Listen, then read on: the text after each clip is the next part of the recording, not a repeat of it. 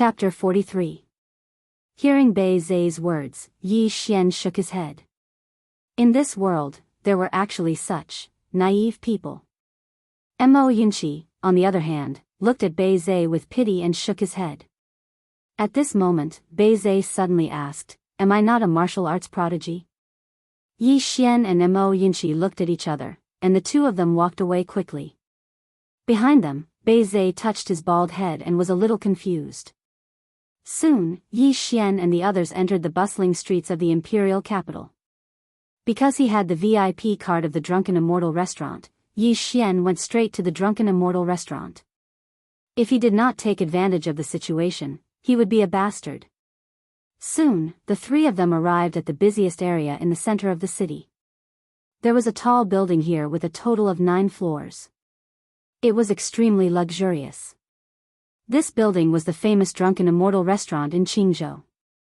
Yi Xian walked in with the 2 coolies, Yi Ling and Mo Yunqi. Soon, a delicate and pretty woman came to greet them. The delicate and pretty woman bowed slightly to them. "Is there anything you need?" Yi Xian took out his VIP card. When she saw the VIP card, the delicate and pretty woman's face suddenly changed.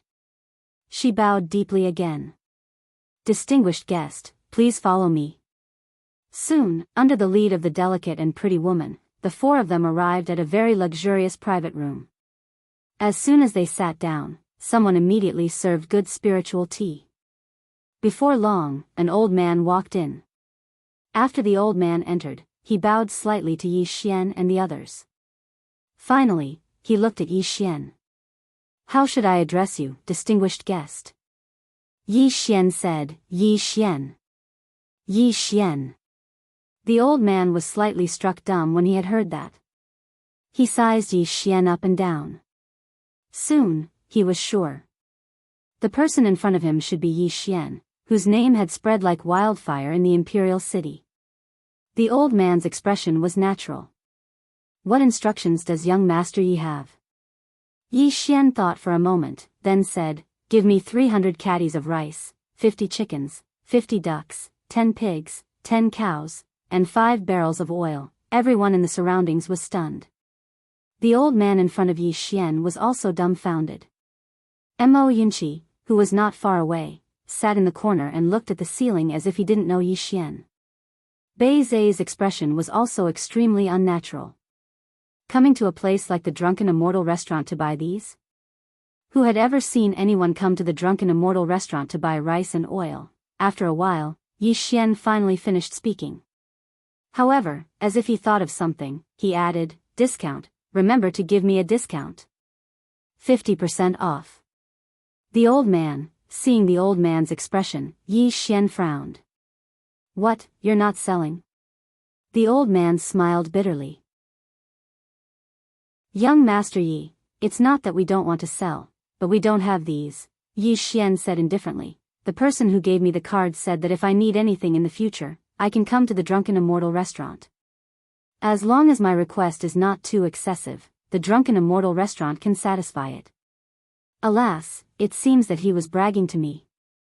Hearing this, the old man's expression changed slightly. He hurriedly bowed deeply. "Young Master Yi, please wait a moment. Although we don't have these items in the Drunken Immortal restaurant, there are many of them outside.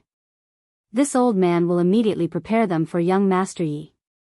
Please wait a moment, young Master Yi." Yi Xian nodded. "Then I'll have to trouble you." The old man bowed, then turned around and left. In the room, only Yi Xian's group of 4 were left.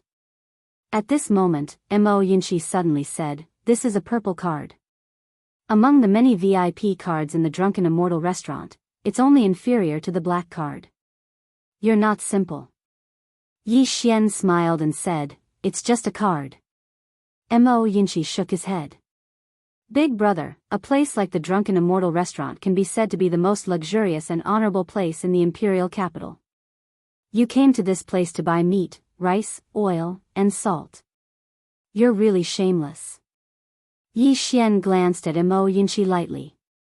"If we don't come to this place and go outside, do we have enough money? Is it not enough for you?" Mo Yinchi didn't say anything. Soon, the old man walked in. The old man bowed slightly to Yi Xian. Young Master Yi, we've already prepared the things you need. They've been packed in 2 carriages. We've also arranged for servants to escort you all the way. Young Master Yi, do you need anything else? Yi Xian cupped his fists. Thank you very much. How many gold coins in total? The old man smiled. Just treat it as a free gift. A free gift. Yi Xian shook his head and smiled. He took out a bag and placed it on the table in front of him. There are 36 gold coins in here. I think it should be enough. Goodbye. After saying that, he pulled Yi Ling and walked out of the door. Bei Zai and Mo Yinchi hurriedly followed. In the private room, the old man smiled bitterly. He originally wanted Yi Xian to owe him a small favor.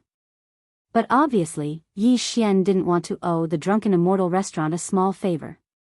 After keeping the bag of money, the old man followed them out. In front of the entrance of the drunken Immortal restaurant, 2 carriages were already waiting. The carriages were loaded to the brim. Behind the carriages, there were 3 huge iron cages.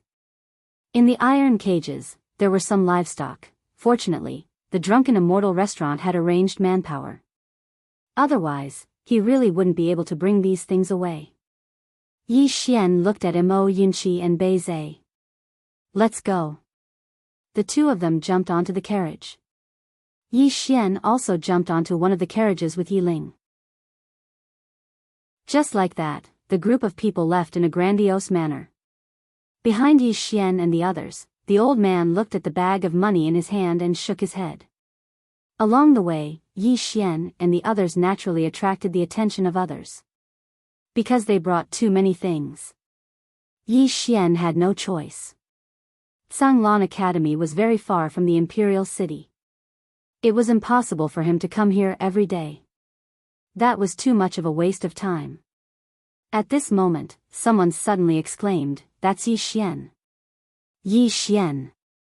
Along with this exclamation, the gazes of countless people in the surroundings all turned to look at him. Seeing the surrounding gazes, Yi Xian was a little stunned. Was he that famous? It's really Yi Xian. Someone said, he's the trash that Kuraki Academy doesn't want. TSK, this Zhanglan Academy really doesn't care about face.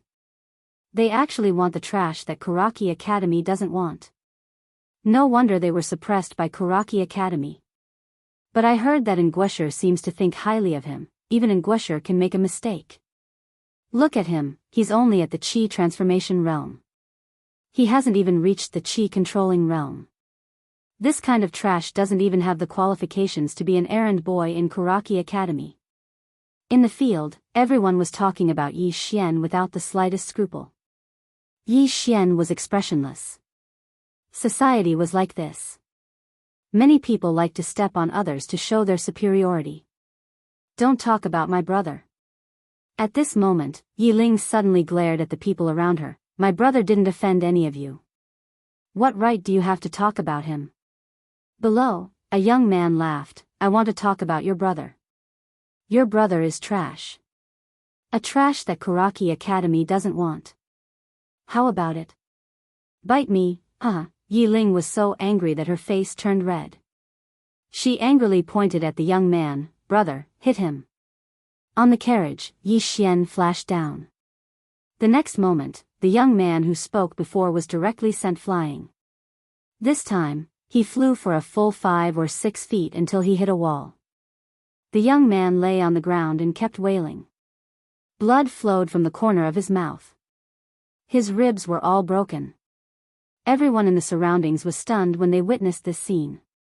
This Yi Xian publicly hit someone? On the other side, Mo Yinchi watched and shook his head. He finally understood that one could offend this Yi Xian, but never, ever offend his sister.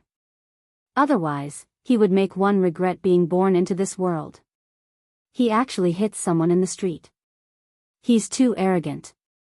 Does he still have any respect for the law? Everyone pointed at Yi Xian, but no one dared to make a move. Yi Xian glanced at the people around him and suddenly roared, "Shut up!" The surroundings suddenly became quiet. Yi Xian glanced at the people one by one, "Cut the crap. If you don't like me, Yi Xian, then come and hit me. Come on. I'll do it." At this moment, a young man suddenly rushed out from the crowd. However, as soon as he rushed in front of Yi Xian, he was directly sent flying by Yi Xian's fist. Similarly, after the young man smashed to the ground, he was unable to get up again. Yi Xian glanced at the surroundings. Anyone else? The surroundings were silent. Many people were always like this, bullying the weak and fearing the strong. TSK. Since when did Sanglan Academy's dogs dare to be so arrogant in the imperial city? At this moment, suddenly a voice came from the side. Soon, 3 men wearing ink-white robes walked over from afar. "It's the students of Karaki Academy," someone in the crowd exclaimed. Soon, the surroundings were boiling. The silent people in the surroundings started to chatter again. Obviously, the appearance of the students of Karaki Academy gave them great courage. Mo Yunqi's eyes slightly narrowed when he saw the students of Karaki Academy, and Bei Zai's expression also turned cold. The two of them jumped off the carriage at the same time, and then came to Yi Xian's side. Karaki Academy and Sanglan Academy, these two academies could be said to be true enemies. The enmity between the two academies was innate. In the past, as long as the students of the two academies met, nothing good would happen. However, as Sanglan Academy declined, towards the end, Sanglan Academy's students would basically avoid Karaki Academy's students. The 3 Karaki Academy students walked in front of Yi Xian's group, and the leading Karaki Academy student sized up Yi Xian and ridiculed, "So you're the trash that my Karaki Academy doesn't want? Chi Transformation Realm? TSK, Sanglan Academy is really declining. Even trash like you." At this moment, Yi Xian suddenly flew up and kicked the chest of the man who spoke. Bang! Under the gaze of the crowd, the man's entire body was sent flying, and in the air, the man spat out blood. Everyone was stunned. Mo Yunqi and Bei Zai were also stunned, because they didn't expect Yi Xian to attack. The surroundings were completely silent. When Yi Xian sent the man flying, he quickly whipped out 2 legs from his left and right, and the remaining 2 Karaki Academy students were caught off guard and were directly kicked away. Yi Xian didn't stop. He rushed in front of the 3 people, and then picked up the money bags from their waists. Then, he quickly returned to Mo Yunqi and Bei Zai's side. "Run! Run!" Mo Yunqi and Bei Zai, who were preparing to go all out, were instantly stunned. They thought they had heard wrong. Meanwhile, Yi Xian had already carried Yi Ling back to the carriage, and then drove away. "Beat up people, snatch the things, and run, everyone." P.S. Created a reader group, 677540563. Everyone can come in and brag. Chapter 44. Bei Zai and Mo Yunqi weren't the only ones who were stunned. Running away after beating someone up. Bei Zai and Mo Yunqi quickly came back to their senses, and the 2 of them hurriedly followed. Everyone in the surroundings gazed at the 3 students from Karaki Academy. At this moment, the expressions of the 3 students were incomparably ferocious. For so many years, when had Karaki Academy ever suffered such a setback? Not only were they beaten up, but they were also robbed by someone from Sanglan Academy.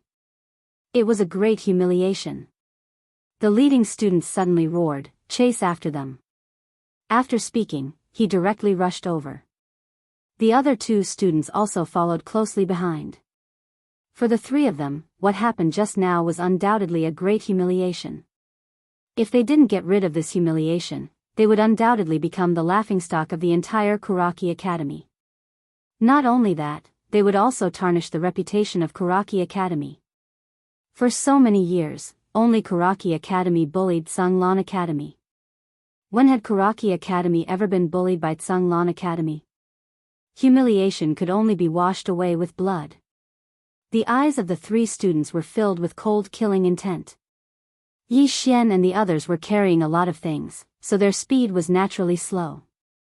After a while, the 3 students from Karaki Academy caught up with Yi Xian and the others. Yi Xian stopped and jumped off the carriage. He turned around and looked straight at the 3 students from Karaki Academy. Soon, the 3 of them were getting closer and closer to Yi Xian.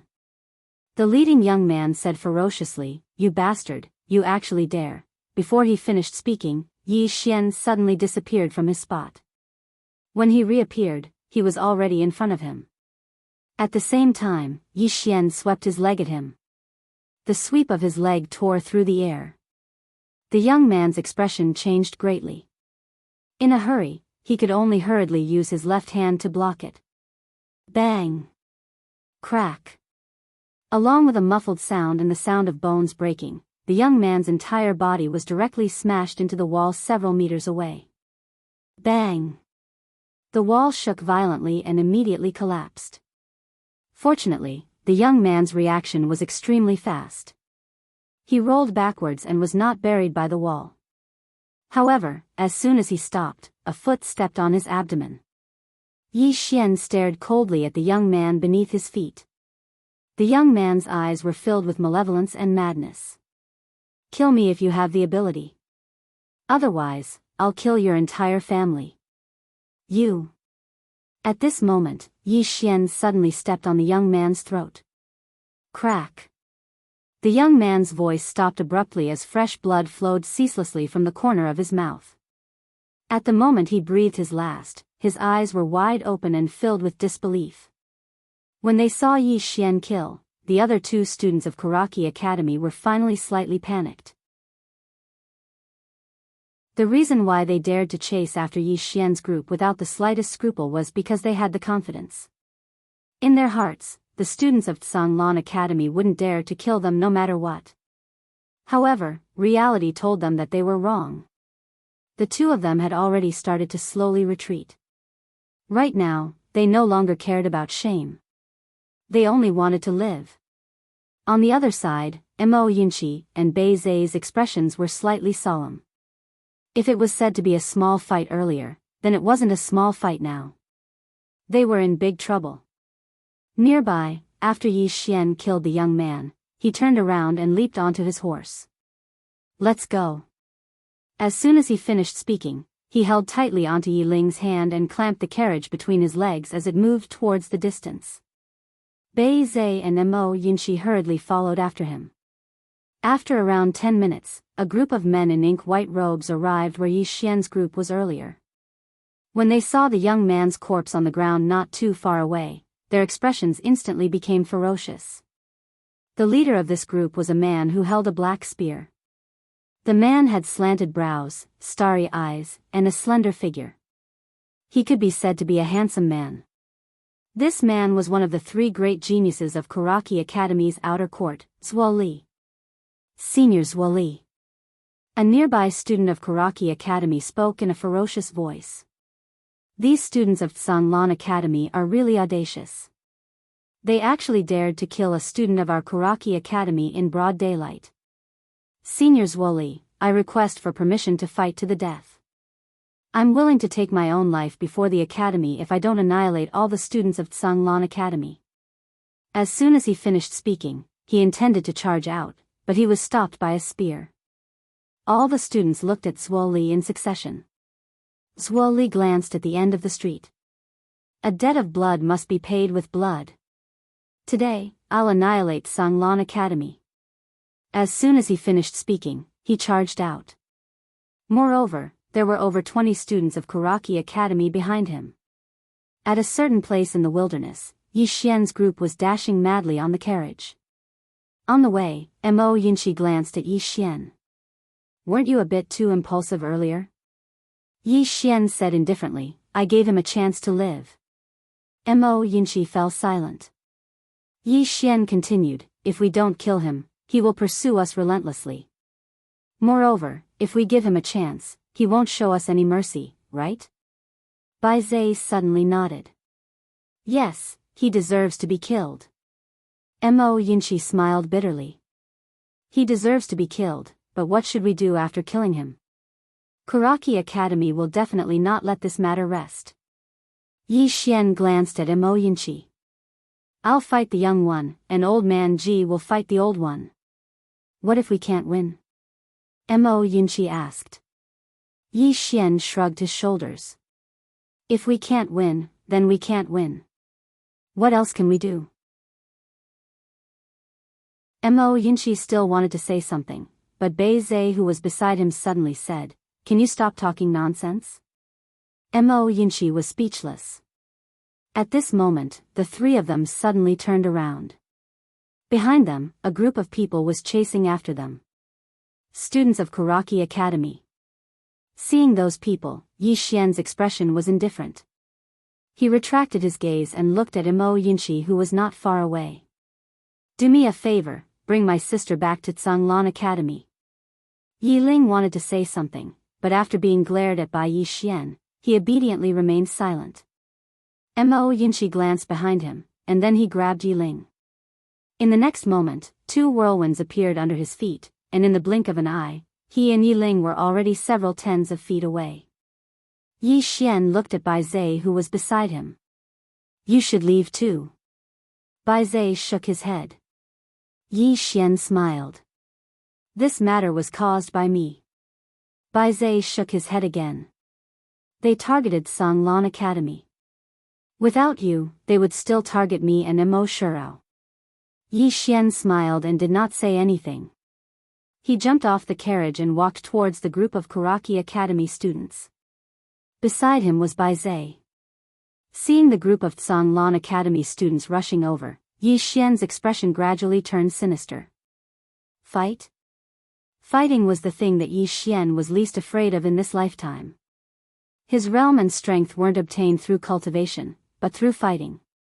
Especially when he had just become the young master of the Yi clan, he practically had to fight to the death with the members of the other clans on the streets every single day. To him, fighting had become a common occurrence. Zhuo Li suddenly raised his spear. Behind him, the group of people stopped, and Zhuo Li said coldly, "I alone am enough." As soon as he finished speaking, he suddenly stomped his right foot. Bang! The ground instantly collapsed. At the same time, a stream of air suddenly rose beneath his feet, and in the blink of an eye, Zhuo Li charged towards Yi Xian and Bai Zhe like a bolt of lightning. Qi-controlling realm. Yi Xian suddenly stopped, and at the instant he stopped, Zhuo Li's spear had already arrived before him. His body suddenly leaned backwards like a piece of paper, and he directly dodged the spear. At the same time, his right foot suddenly kicked upwards. Bang! The spear in Zhuo Li's hand trembled violently, and he was pushed over 3 back. As soon as he stopped, Yi Xian pounced towards him like a ferocious tiger pouncing on its prey. Zhuo Li's eyes narrowed slightly, and he suddenly swept the spear in his hand. Total annihilation. Hiss! This sweep directly tore the air apart, and an explosion suddenly resounded. A wisp of a savage smile arose on the corners of Yi Xian's mouth. He didn't dodge, but instead clenched his right hand tightly into a fist, and then he blasted it forward. Fist crush. Under the enhancement of battle intent, this low-level martial technique had completely surpassed the might of a low-level martial technique. The fist and spear collided. Bang! Along with the sound of an explosion, Zhuo Li's entire body was pushed back over 10 along with his spear. In the process of his retreat, his feet had forcefully carved out 2 deep trenches on the ground. As soon as Zhuo Li stopped, Yi Xian had charged in front of him once more. At the same time, Yi Xian blasted another fist towards him. It was the same fist crush. There was no technique at all. It was just a simple punch that was direct and violent. It was direct and forceful. Zhuo Li's pupils constricted when he sensed the strength within Yi Xian's fist. He didn't dare act carelessly, and the energy within his body surged madly into the spear in his hand before he stabbed it forward. The spear and sword flickered with a cold light as they stabbed forward. At the same time, a sharp and ear-piercing sound of something being torn apart resounded. It was the sound of the spear tearing through the air. Under the gazes of everyone, the fist and spear collided in the most violent manner possible. Bang! As soon as they collided, both Yi Xian and Zuo Li retreated explosively at the same time. But in next to no time, Yi Xian stopped while Zuo Li was still retreating explosively. At the same time, Yi Xian charged towards Zuo Li once more. This time, Zuo Li didn't have the time to deal with it. Yi Xian's fist smashed onto Zuo Li's chest. Pooh! A mouthful of blood essence sprayed out from Zuo Li's mouth, and then his figure arched as he flew backwards. Right when Yi Xian was about to attack again, the group of students from Kuraki Academy behind Zuo Li suddenly charged towards Yi Xian. A ferocious glow instantly appeared in Bei Zai's eyes when he witnessed this scene, and in the next moment, he charged towards that group of people. At the instant he charged over, every single step he took left a deep footprint on the ground. On the other hand, Yi Xian didn't waste his breath at all, and he charged directly towards that group of people. He wasn't afraid of a one-on-one battle, and he wasn't afraid of a group battle either. Wait for me. Right at this moment, a voice resounded from behind Yi Xian and Bei Zai. It was Mo Yunqi.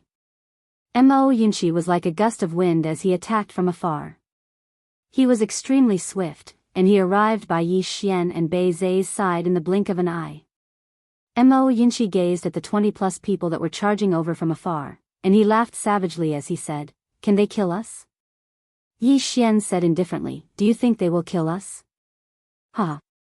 Mo Yunqi laughed heartily and said, "I actually asked such a stupid question. Kill them. Let them know that from today onwards, our Tsanglan Academy isn't so easily bullied." As his voice fell, he suddenly clasped his hands together, and the moment he separated them, 2 cold lights flashed out from his palms. Flying dagger. In the distance, the heads of 2 students from Kuraki Academy directly flew out. But in the next moment, Mo Yunqi was directly sent flying by a student from Kuraki Academy, but in the next instant, that student's head was instantly blasted apart by Yi Xian's punch. But very quickly, another student from Kuraki Academy directly collided with Yi Xian's body.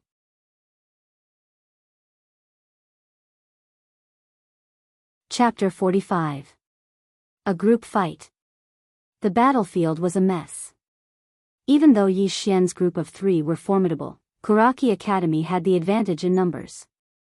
So, when the battle started, Yi Xian's group of 3 didn't gain much of an advantage.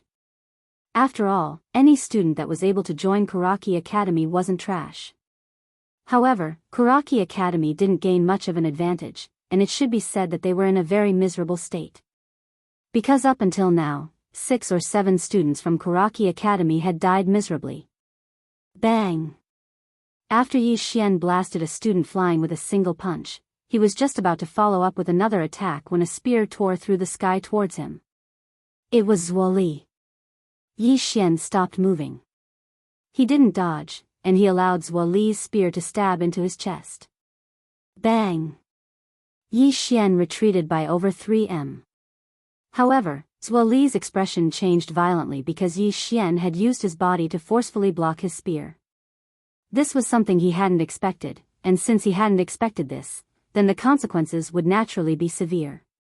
Sure enough, Yi Xian suddenly grabbed Zuo Li's spear, and in the next moment, he pressed forward along the spear and suddenly struck his knee against Zuo Li's stomach. Bang! Zuo Li's entire body was instantly blasted flying by over 10 m. Bang! Zuo Li crashed to the ground while blood sprayed from his mouth, and the internal organs in his stomach had been shattered by Yi Xian's knee strike. Yi Xian walked over to Zuo Li, and then Zuo Li raised his head to look at Yi Xian with an extremely savage expression. "I underestimated you. But after we die today, the Academy won't underestimate you anymore."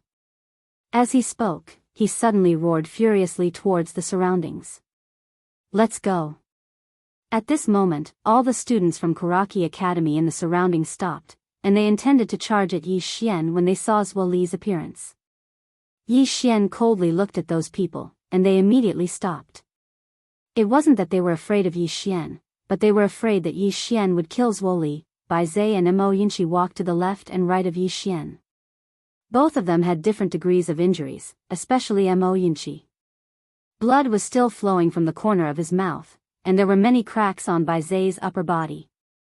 The weakest of these students from Kuraki Academy were at least in the chi-controlling realm. Moreover, they were not ordinary chi-controlling realm cultivators. The fact that the 3 of them were able to survive after fighting against 20 of them was already extremely terrifying. In front of Yi Xian, Zhuo Li slowly stood up, and once again roared at the students of Kuraki Academy, "Run!" He was no fool. After a round of battle, he already knew that he and the others had severely underestimated the strength of the 3 people in front of him. If they continued fighting, they would all be sacrificed in vain. In the surroundings, not a single one of the Kuraki Academy students tried to escape. At this moment, Yi Xian suddenly turned and walked away. Bai Zai and Mo Yinshi glanced at Zhuo Li, whose internal organs had been severely injured by Yi Xian, and then turned and left as well.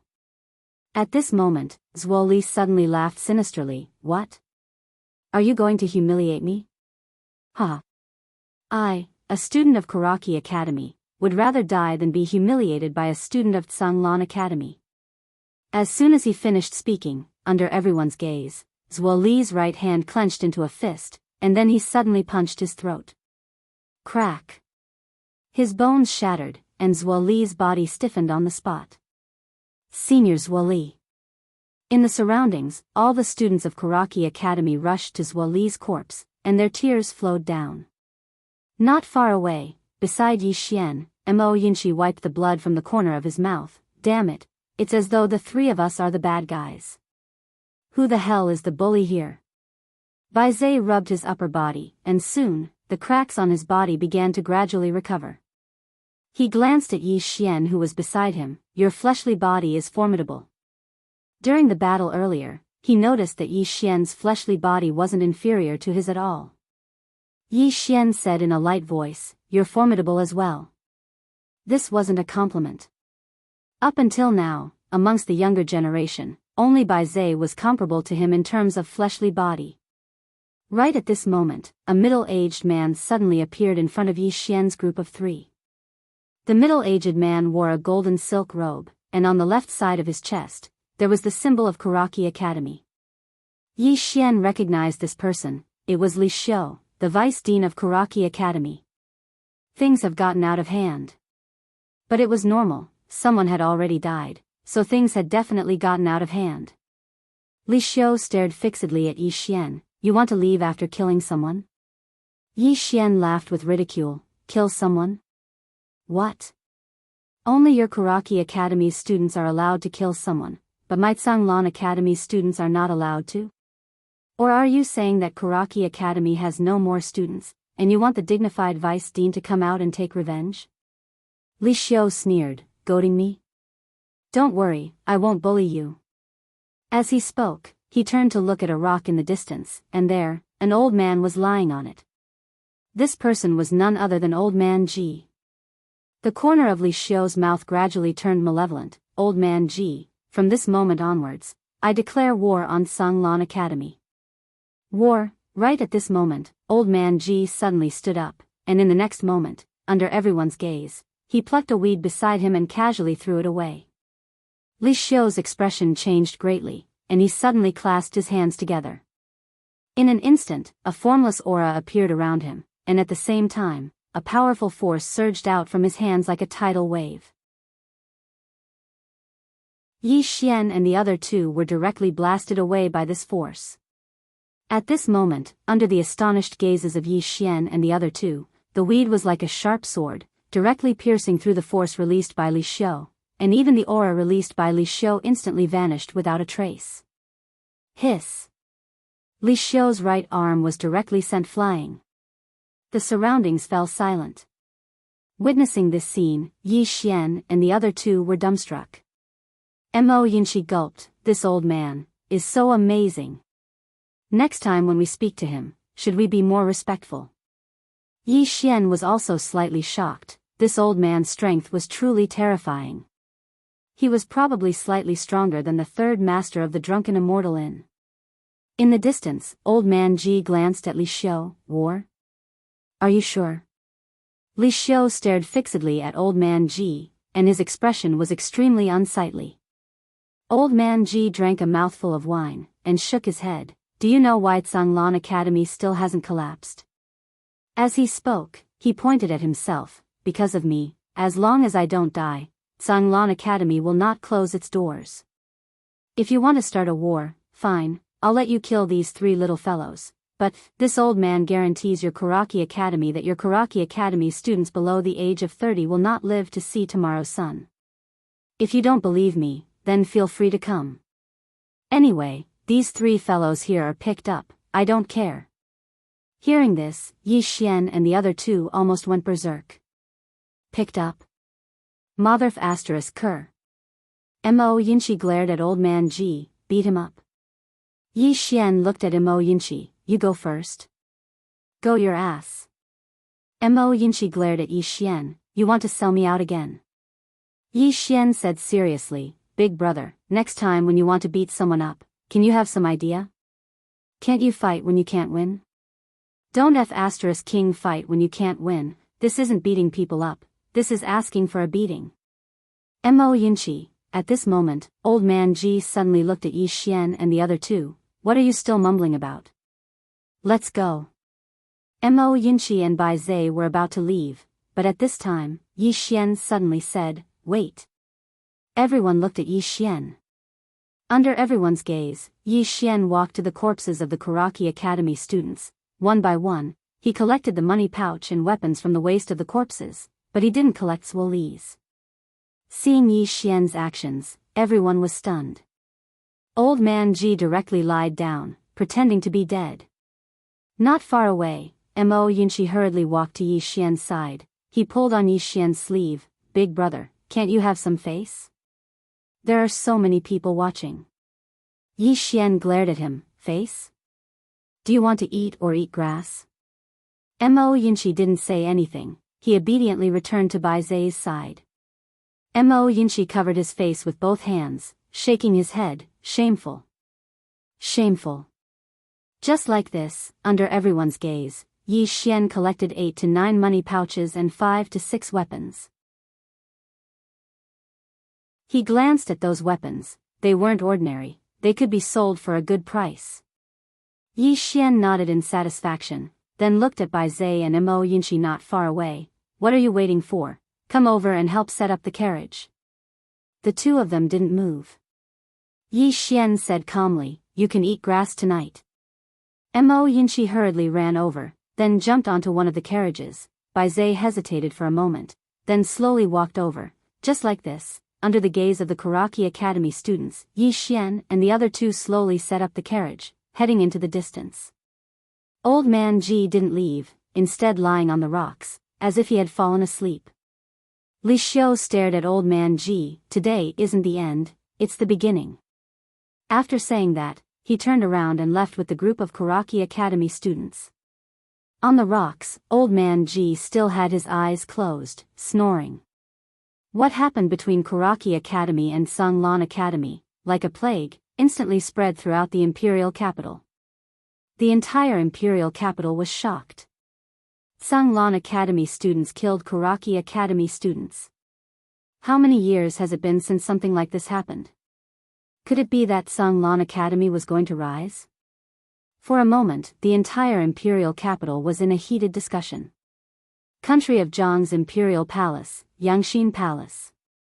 A middle-aged man dressed in a luxurious robe looked at the secret report in his hand. Looking at it, the middle-aged man suddenly chuckled.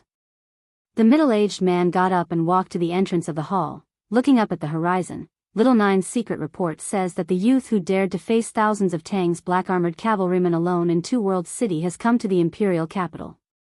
He's the Yi Xian who's the talk of the town now.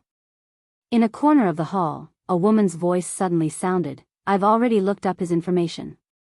He's from Qingcheng, grew up with his younger sister when his parents weren't around, and devoted himself to the Yi family, but was abandoned by the Yi family in the end. In order to treat his younger sister's illness, he brought her to the imperial capital. The middle-aged man glanced at the corner and smiled. This should be what's on the surface. In the corner, a wheelchair slowly slid out, and in the wheelchair sat a woman in a black dress. She looked very young and very beautiful, but her hair was snow white. Apart from that, her eyes were closed, and they had been closed all this time. The woman in the black dress said softly, and Wuxia treated him differently, and he came out unscathed after killing an elder of the drunken immortal abode on the cloud ship. There's no way to find out the details. The middle-aged man said with a smile, it's not easy to survive after killing an elder of the drunken immortal abode. With that, he walked back to the desk and took out a golden round plate. Then, he took out a golden brush and wrote the word, Yi, on the front of the round plate. And behind the round plate, there were 2 words, Wuxia. The middle-aged man suddenly turned to look at the woman. You don't object? The woman asked, why should I object? There's no harm in it. The middle-aged man laughed and said, nowadays, many young people only care about their own little plans, especially those from aristocratic families and academies. In their hearts, there's only their families and academies. Country? They don't have a country in their hearts. At that time, that youth dared to stand up against the Tang army without any interest or purpose. Just based on this, he deserves the title of Wuxia. With that, he turned to look at the woman in the black dress. I'll have to trouble Nation Master Lu to go to Kanglan Academy for me.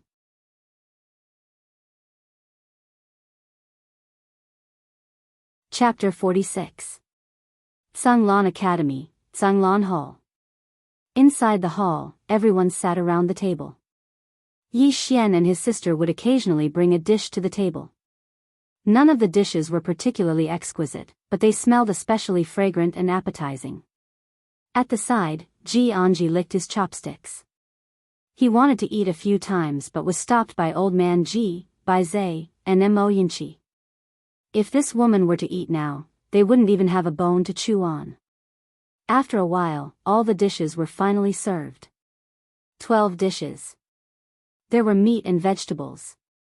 Yi Ling obediently scooped a bowl of rice for everyone, then sat beside Yi Xian. Old man Ji took a sip of wine. I was too impulsive today. Everyone was silent.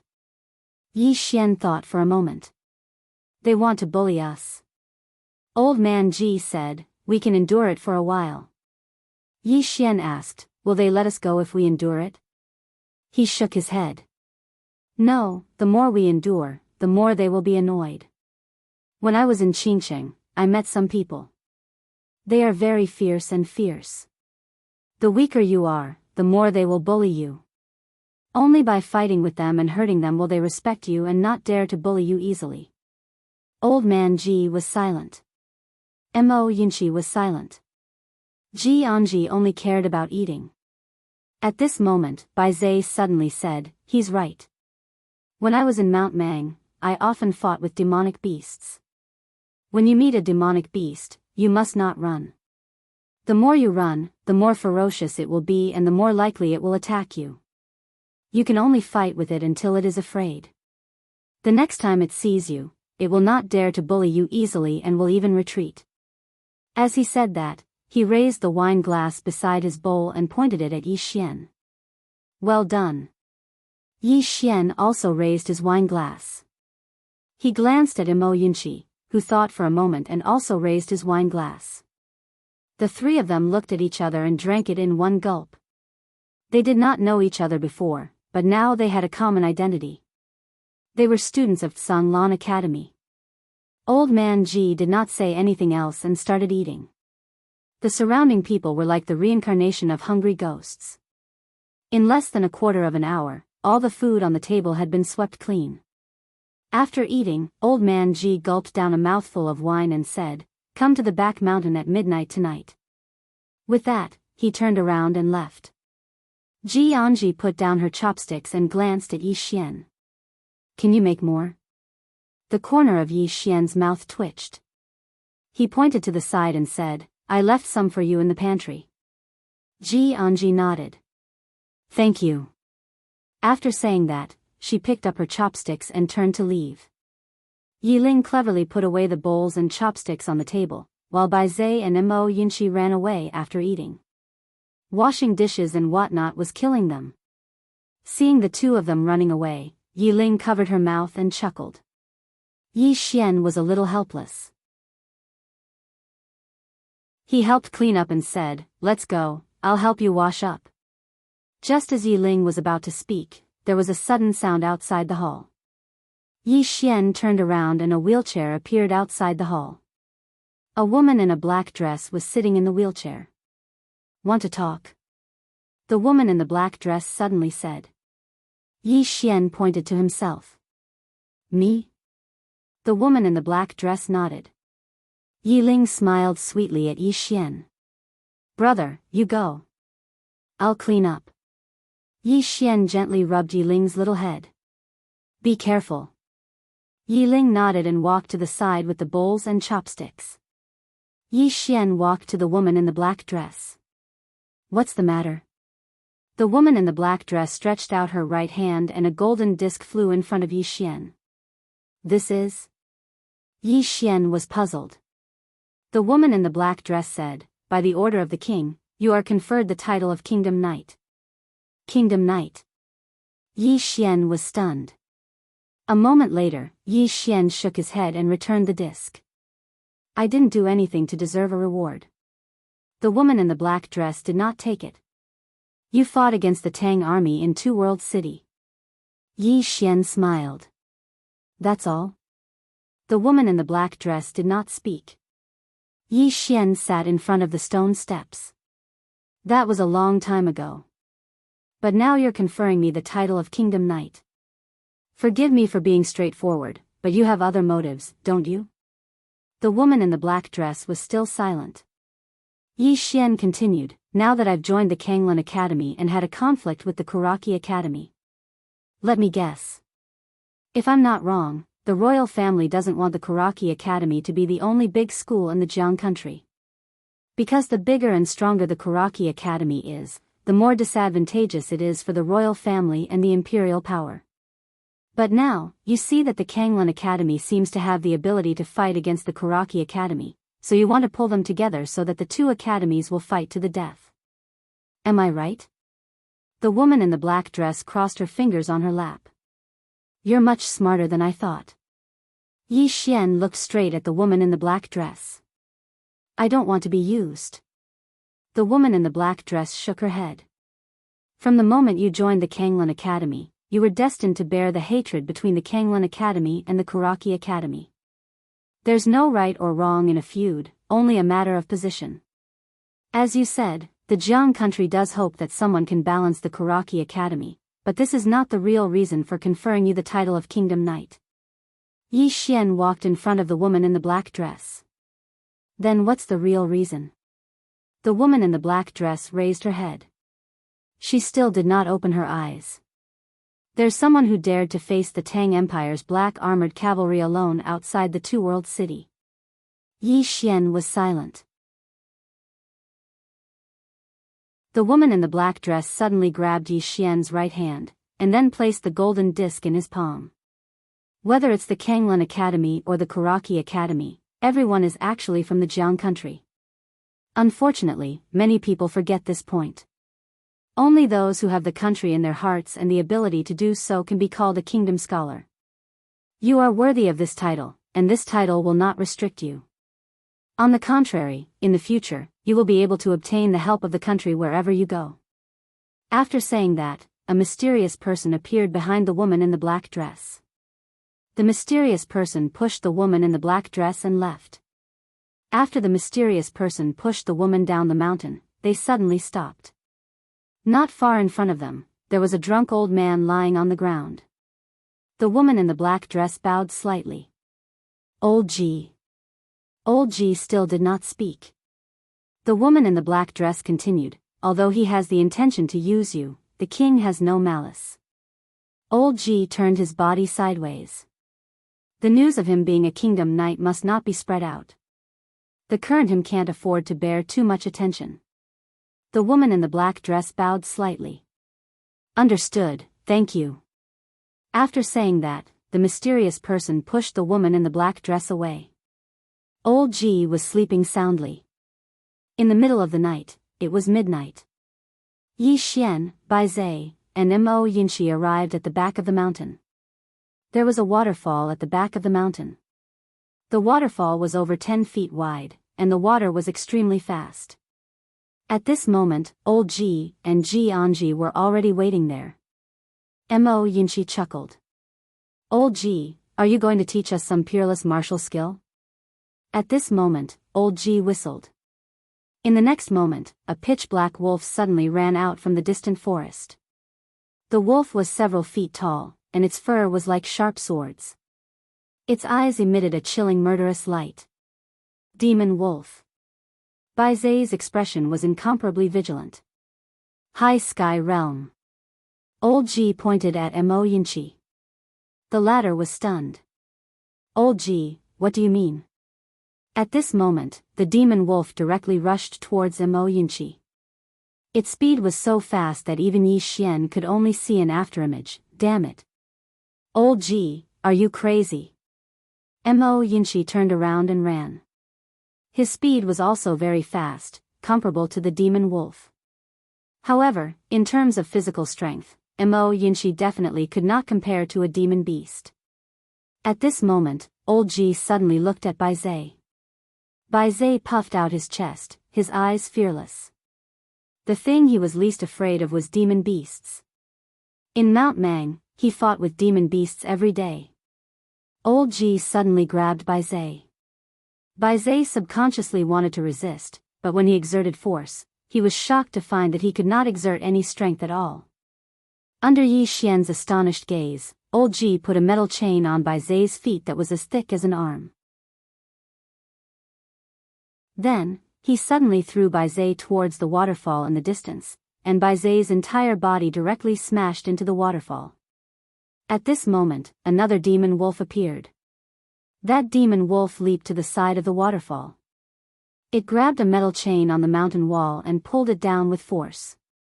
In the waterfall, Bai Zai's entire body went against the flow of the waterfall.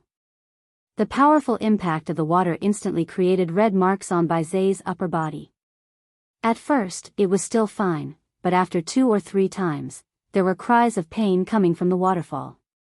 Not to mention Bai Zai, even Yi Xian felt his scalp tingle.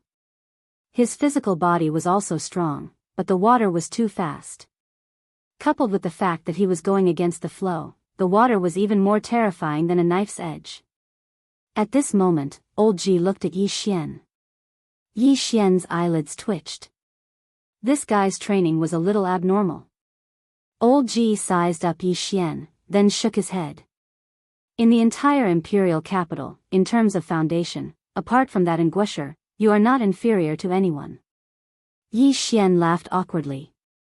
It's just a so-so, just a so-so. Old Ji fell silent. He seemed to be in a dilemma. This guy's foundation was too good, and he could not forcefully increase his realm. After a while, old Ji suddenly asked, "Have you comprehended battle intent?" Yi Xian nodded. Old Ji nodded. Then it's easy. As he said that, he turned and walked to the side. Follow me. Yi Xian hurriedly followed, and Jianghu also followed closely behind. Soon, under old Ji's lead, Yi Xian arrived at the foot of a small mountain. The mountain was not particularly big, but it was not small either. In any case, it was at least 10 times bigger than the Kanglan Palace. Old Ji pointed at the small mountain in front of them. What is your best fist technique? Yi Xian said, fist collapse. It's only a low-level martial technique. Old man Ji pointed at the small mountain in front of him. Use your fists to smash this mountain. Hit it with all your might until it crumbles. Yi Xian was stunned on the spot. Is there a problem? Old Ji asked. Yi Xian gulped, then pointed at the small mountain. Old Ji. You. Are you drunk tonight? Why don't we talk about cultivation tomorrow? Old Ji looked at Yi Xian for a long time. Finally, he turned around. Take your sister and leave. After saying that, he walked into the distance. Yes, I'll fight. At this moment, Yi Xian suddenly said, I'll fight now. After saying that, he rushed towards the small mountain in the distance. Bang bang bang.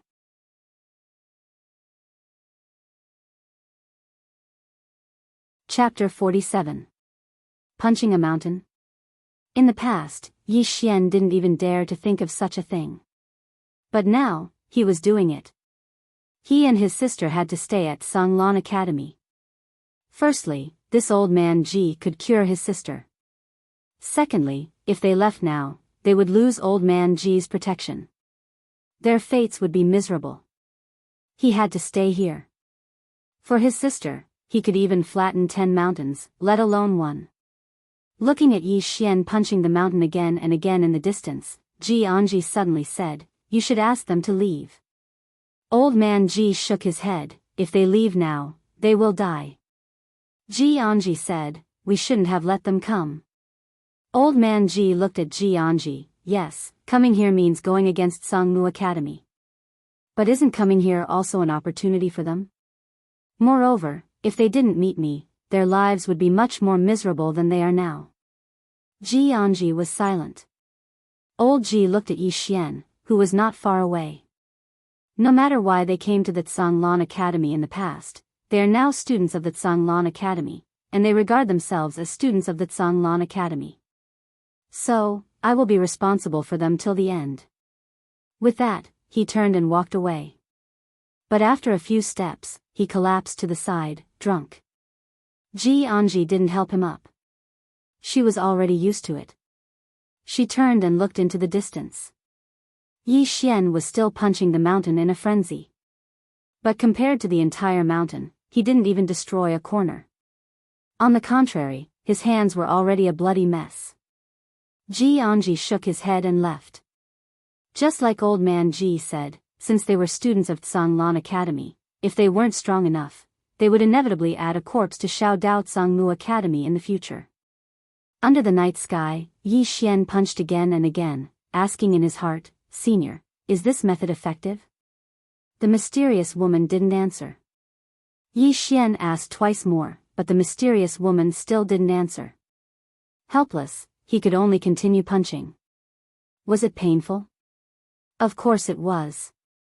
Although he was already at the golden body realm and his physical body was much stronger than ordinary martial artists, it did not mean that he was invincible.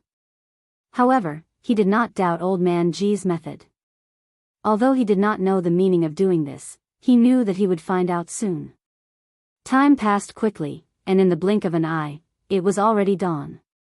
Yi Xian stopped, and just as he stopped, old man Ji appeared in front of him.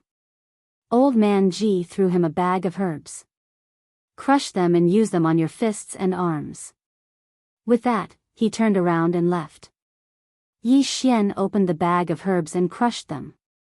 Then, he applied them on his arms. The moment the herbs came into contact with his skin, he jumped up in pain. Ouch! When those herbs came into contact with his skin, it was like a piece of red-hot iron was placed on his skin. It was extremely painful. But fortunately, he forcefully endured it. Because he realized that the injuries on his hands were slowly healing. Actually, this little bit of pain was not a big deal to him. After all, when he was cultivating the hidden realm, the golden body realm, the pain he suffered was truly unforgettable. Now that he thought about it, he felt a lingering fear. A moment later, Yi Xian looked at his arms. At this moment, his arms were red like a piece of red iron. He turned around and charged towards the small mountain again. Bang bang bang, numerous explosions resounded incessantly in the surroundings. Just like that, the explosions lasted until noon before they stopped. It was time for lunch. Yi Xian came to the waterfall to wash up. Just as he was about to leave, a figure floated up from below the waterfall. It was Bai Zai. At this moment, a layer of Bai Zai's skin had already been peeled off. A layer of skin had truly been peeled off. It was a terrible sight to behold. Bai Zai crawled over to the rock and tossed a bag of herbs to Yi Xian. "Help, help me." Yi Xian picked up the bag and walked over to Bai Zai, and then he crushed the herbs within the bag. After that, he applied the herbs on Bai Zai's body. Bai Zai sucked in a breath of cold air and almost cried out, but he forcefully held it in. However, his entire body was trembling. As he watched Bai Zai's injuries heal slowly, Yi Xian said softly, "This medicine is not bad." Bai Zai took a deep breath and said, "Of course. This is an excellent spirit herb, and a single leaf can be sold for at least 50 gold coins." Yi Xian suddenly stopped, and he looked at the remaining herbs in his hand. "Really?" Bai Zai nodded. "Of course." Yi Xian hesitated for a moment, and then he said, "Why don't we stop applying it and sell it instead?" "Big brother. Don't joke around, 50-50. Hurry up and apply it, 70/30. Can I beat you to death?" An hour later, Yi Xian and Bai Zai returned to the Zhanglan Palace. At the entrance of the Zhanglan Palace, there was a man lying on the ground. It was Mo Yinqi. Mo Yinqi was lying there, and both his legs were twitching like pendulums. Last night, he was chased by the demon wolf for an entire night, and his legs were almost broken. Yi Xian glanced at Mo Yinqi, and then turned to leave. An hour later, everyone sat around the table. Today, the atmosphere was slightly different. When Yi Ling served everyone their food, Mo Yinqi immediately began to sweep the table. Bai Zai hesitated for a moment before he began to sweep the table. Yi Xian also ate well. After cultivating for an entire night, firstly, he was tired, and secondly, he was hungry. Seeing Yi Xian wolfing down the food, Yi Ling's heart ached. She quickly scooped a bowl of soup for Yi Xian, and then she lightly patted Yi Xian's back. "Big brother, eat slowly, don't choke." Not far away, Mo Yinqi glanced at Yi Xian and his sister, and then he sighed softly. Why are other people's sisters so obedient, but our own? Sigh. After saying that, he continued to bury his head in the food. At this moment, old man Ji stood up. "From today onwards, you are not allowed to go down the mountain." After saying that, he turned and left. "Why?" Mo Yinqi suddenly asked. Old man Ji did not stop. "If you want to die, go down." Mo Yinqi looked at Jianghu, who licked his chopsticks. "Some students from Kuraki College have arrived at the foot of the mountain, and they are waiting for you to go down the mountain every day." Mo Yinqi sneered. "What are you afraid of?" Jianghu glanced at Mo Yinqi. "You can beat one, but can you beat 10? Moreover, I heard that there are disciples from the inner court. In short, don't underestimate Kuraki College. Last time, they looked down on you, and you caught them off guard. But now, it won't happen again. Those who dare to come will not be trash. Of course, if you feel that cultivating is boring and want to find something more exciting, you can go down the mountain and fight with them." After saying that, she stood up and went to the kitchen. Because every time, Yi Xian would leave a portion of food for her. After the meal, Yi Xian changed into a new set of clothes and went on to Blasting Mountain. Bai Zai, on the other hand, returned to the waterfall. As for Mo Yinqi, he entered the mountain, and behind him was the demon wolf. At the back of the mountain, Yi Xian punched the mountain in front of him again and again. Every time he punched, he would use his own fighting spirit. At first, everything was normal, but gradually, he found that his fighting spirit seemed to have become stronger. Not only his fighting spirit, but even the power of his punches had become stronger. After discovering this, Yi Xian was delighted. Obviously, this cultivation method was very effective. Therefore, he worked even harder. Just like that, Yi Xian and the other two cultivated like this day after day passed. Every day, there would be students from Kuraki College coming to the foot of Zhanglan College's mountain. At first, they were just waiting for Yi Xian and the others to go down the mountain, but gradually, they found that Yi Xian and the others did not seem to have the slightest intention of going down the mountain. Therefore, some people began to go up the mountain in groups. The leader was a man in a brocade robe. He was about 20 years old, tall, and had 2 short sabers hanging from his waist. This person was one of the 3 geniuses of Kuraki College's outer court, Chen Yan. And behind Chen Yan, there were 6 Kuraki College students. Each of them was at the peak of the qi-resisting realm, and their auras were vigorous. Obviously, they were the top experts of the outer court. Beside Chen Yan, a student suddenly said, "Senior Chen Yan, I have inquired, that Yi Xian and the others are not weak, especially Yi Xian. I heard that he is a swordsman, even in Guisha treats him differently, this time we must not be careless." Chen Yan nodded, "Of course not, Zhuo Li died because of his carelessness, but it is normal. Not to mention him, even if I met Sanglan College students before, I would also look down on them." Saying that, he looked up. "The death of Zhuo Li and the others is a wake-up call for us." Everyone nodded. Kuraki College may look down on Sanglan College once, but they would not look down on it a second time. In any case, it was a millennium-old institution, and the students taught by it were not idiots. Before long, Chen Yan's group arrived before Tsanglan Palace, and there was a little girl washing clothes at the entrance of Tsanglan Palace. This little girl was naturally Yi Ling. When she saw Chen Yan's group, Yi Ling hastily turned around and ran. She ran to Old Man Ji's courtyard, and Old Man Ji was lying on a chair, and his body was still emitting the pungent smell of alcohol. Yi Ling walked to Old Man Ji's side, and then she lightly pushed him and said anxiously, "Grandpa Ji, wake up, they are coming." Old Man Ji did not move. Meanwhile, Chen Yan's group had arrived at the entrance of Old Man Ji's courtyard, and Yi Ling hurriedly hid behind Old Man Ji when she saw this scene. Chen Yan glanced at Old Man Ji who was lying on the chair, and then he bowed slightly. "This junior is Chen Yan from Kuraki College's outer court, and I have specially come to seek guidance from Tsanglan College students." Saying that, he looked straight at Old Man Ji, and then he said, "Let's fight to the death. A life or death challenge." Currently, the entire imperial capital was looking at Kuraki Academy. If Kuraki Academy couldn't take revenge for Zhuo Li and the others, then it would undoubtedly affect Kuraki Academy's reputation, and Sanglan Academy's reputation would certainly rise.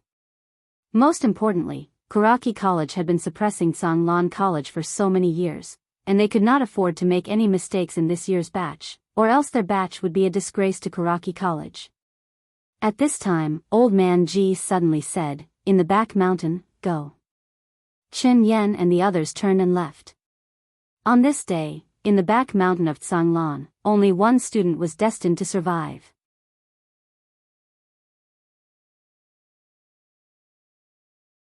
Chapter 48. In the courtyard, behind Old Man Ji, Yi Ling asked softly, "Grandpa Ji, are they in danger?" Old Man Ji stood up and looked at the little girl in front of him with a complicated gaze. She rubbed Yi Ling's head gently. "Don't worry, they'll be fine. Just stay here with Grandpa Ji and don't run around, all right?" Yi Ling nodded obediently. "Grandpa Ji, I'll go cook for you." With that, she turned and ran to the kitchen. Her body was trembling slightly because she was worried about her brother's safety.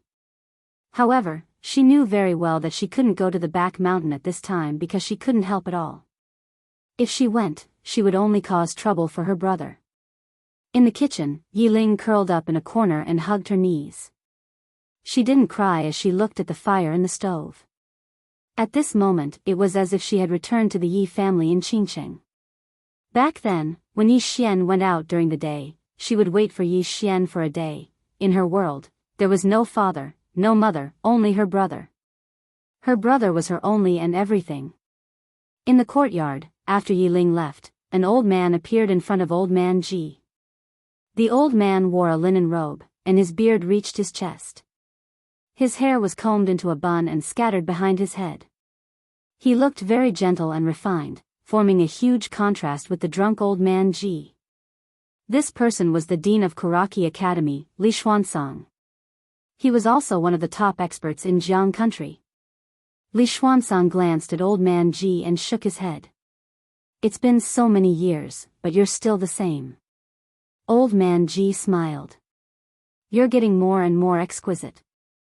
Li Xuansang looked around and said, "There's only one academy in Jianghu country. I think it's pretty good." Old Man Ji chuckled. "Isn't Kuraki Academy the biggest in Jianghu country now?" Li Xuansang looked straight at Old Man Ji. "I know what you want to do with the 3 people you found, but they will end up like the people you found in the past. They will eventually become a corpse on Song Mountain's Shao Dao." Old Man Ji nodded. Let's wait and see. Li Xuanzang said with a smile, then let's wait and see. Back mountain. Mo Yunqi stopped, Bai Zai climbed out of the waterfall, and Yi Xian stopped blasting the mountain.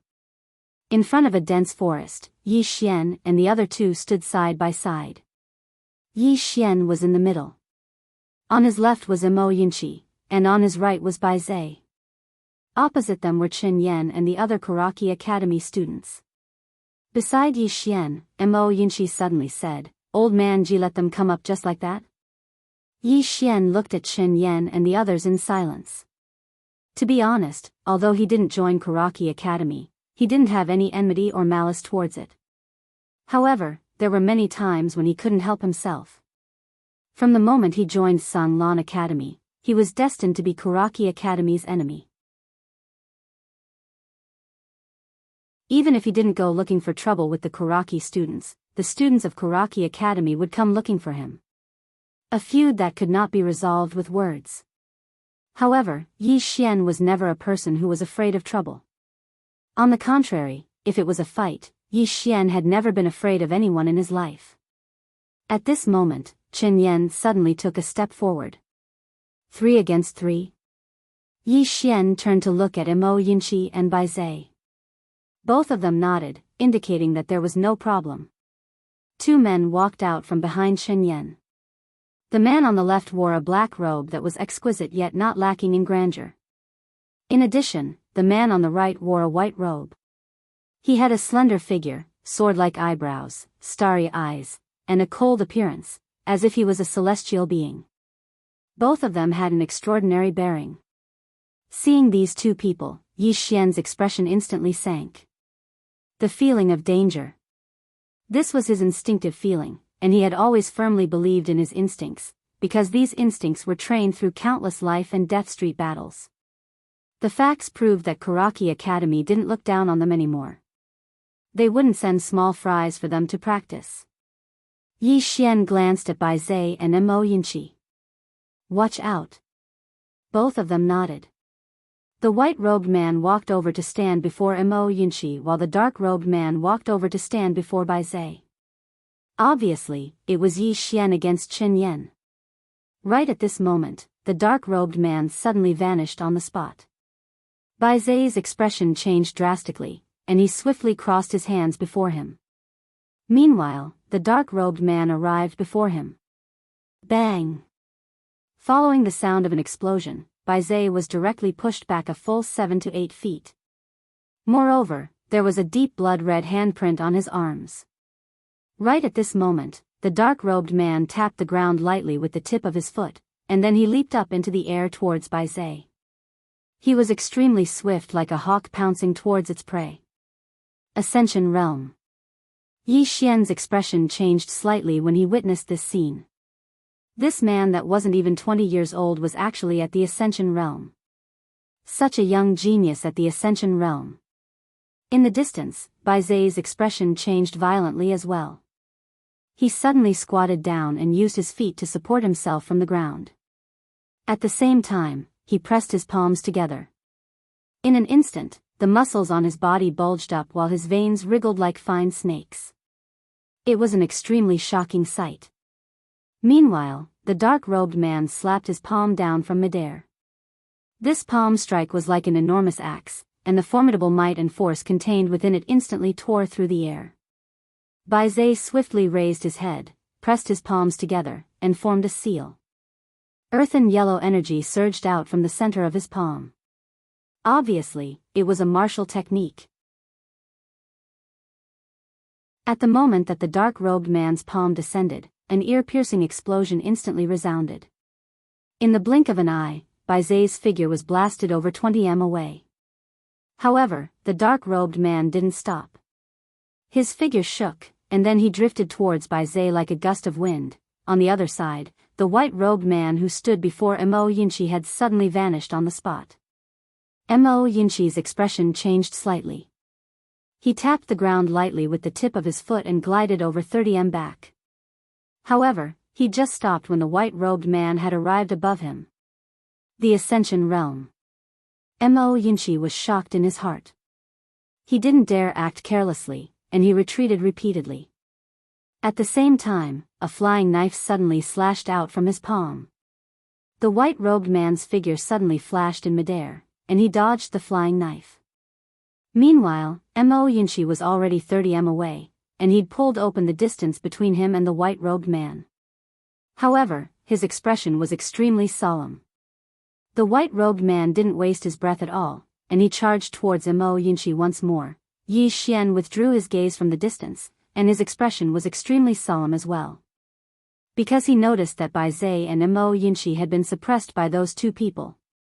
Obviously, they'd investigated Bai Zai, Mo Yunshi, and him before they came here. Yi Xian gazed at Chen Yan, and he had no doubt that Chen Yan was absolutely not an ordinary person. Chen Yan suddenly charged forward, and at the same time, 2 rays of cold light shot towards Yi Xian. Dual blades.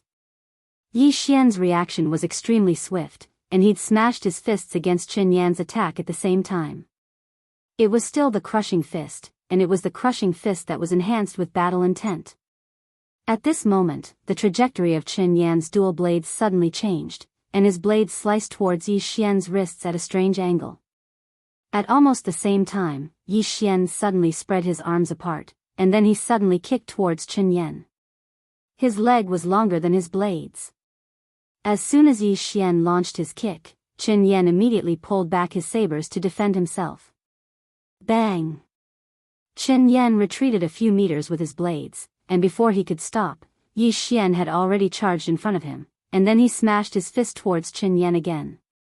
Crushing fist. He only knew this low-level martial arts technique, but the might of this low-level martial arts technique wasn't weak, and a single punch directly crushed the air. Bang! Chen Yan was forced back once again, and Yi Xian pressed forward once more. In an instant, Chen Yan was directly suppressed by Yi Xian, suppressed by his fists. At this moment, Yi Xian was like a small mountain in front of Chen Yan. The strength of his punches was greater than the previous, and his battle intent was also stronger with each punch. Using force to suppress others. Bang! Bang! Bang! Chen Yan retreated repeatedly. The current him couldn't even unsheath his saber, and he could only passively defend. His entire body was already enveloped by Yi Xian's force. To be precise, it was fist force. Originally, Yi Xian's fists didn't have any force, but after this period of frenzied mountain bombardment, his fists gradually gained their own force. In addition to his battle intent, a low-level human rank martial arts technique was forcefully beaten into the feeling of a superior grade spirit rank martial arts technique. In a certain courtyard. Opposite old man Ji, Li Xuanzang retracted his gaze and chuckled.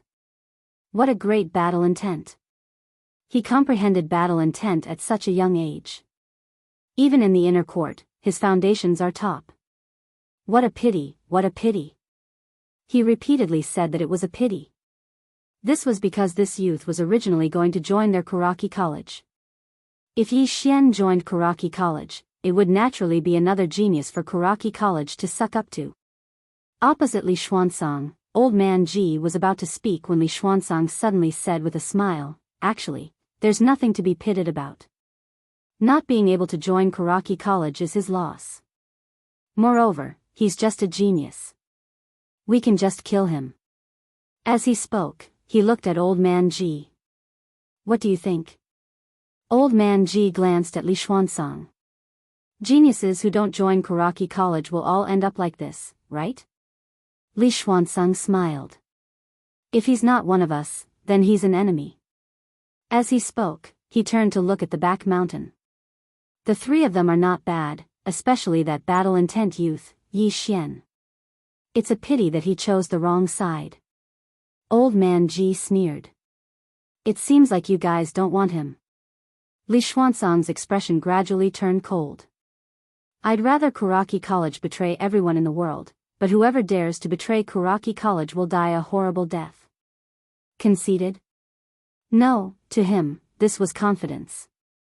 And Karaki college also had this confidence. Old man Ji lay on the chair, drinking wine with a smile on his face. Once upon a time, Zhanglan College was this arrogant. No, it was even more arrogant. But now, in the back mountain, the battle was still ongoing. Bang! Along with an explosion, a figure was directly sent flying. This figure was precisely Chen Yan. Yi Xian was about to continue attacking, but at this moment, his expression suddenly changed. A sword had silently appeared at the back of his neck. It was a good sword. It was supposed to be a one-on-one duel, but someone suddenly launched a sneak attack. In addition, the sword was extremely fast. Yi Xian couldn't dodge in time and allowed the sword to pierce the back of his neck. In the courtyard, old man Ji suddenly stood up. He stared at Li Xuanzang. "You're playing dirty." Li Xuanzang stood up and smiled. "From today onwards, everyone will only know one outcome for Dao Yi, and that is that all of your Zhanglan College students will be killed. Everyone will only care about the outcome and not the process. It's over." After saying that, he turned to leave. At this moment, both of them suddenly turned to look at the back mountain.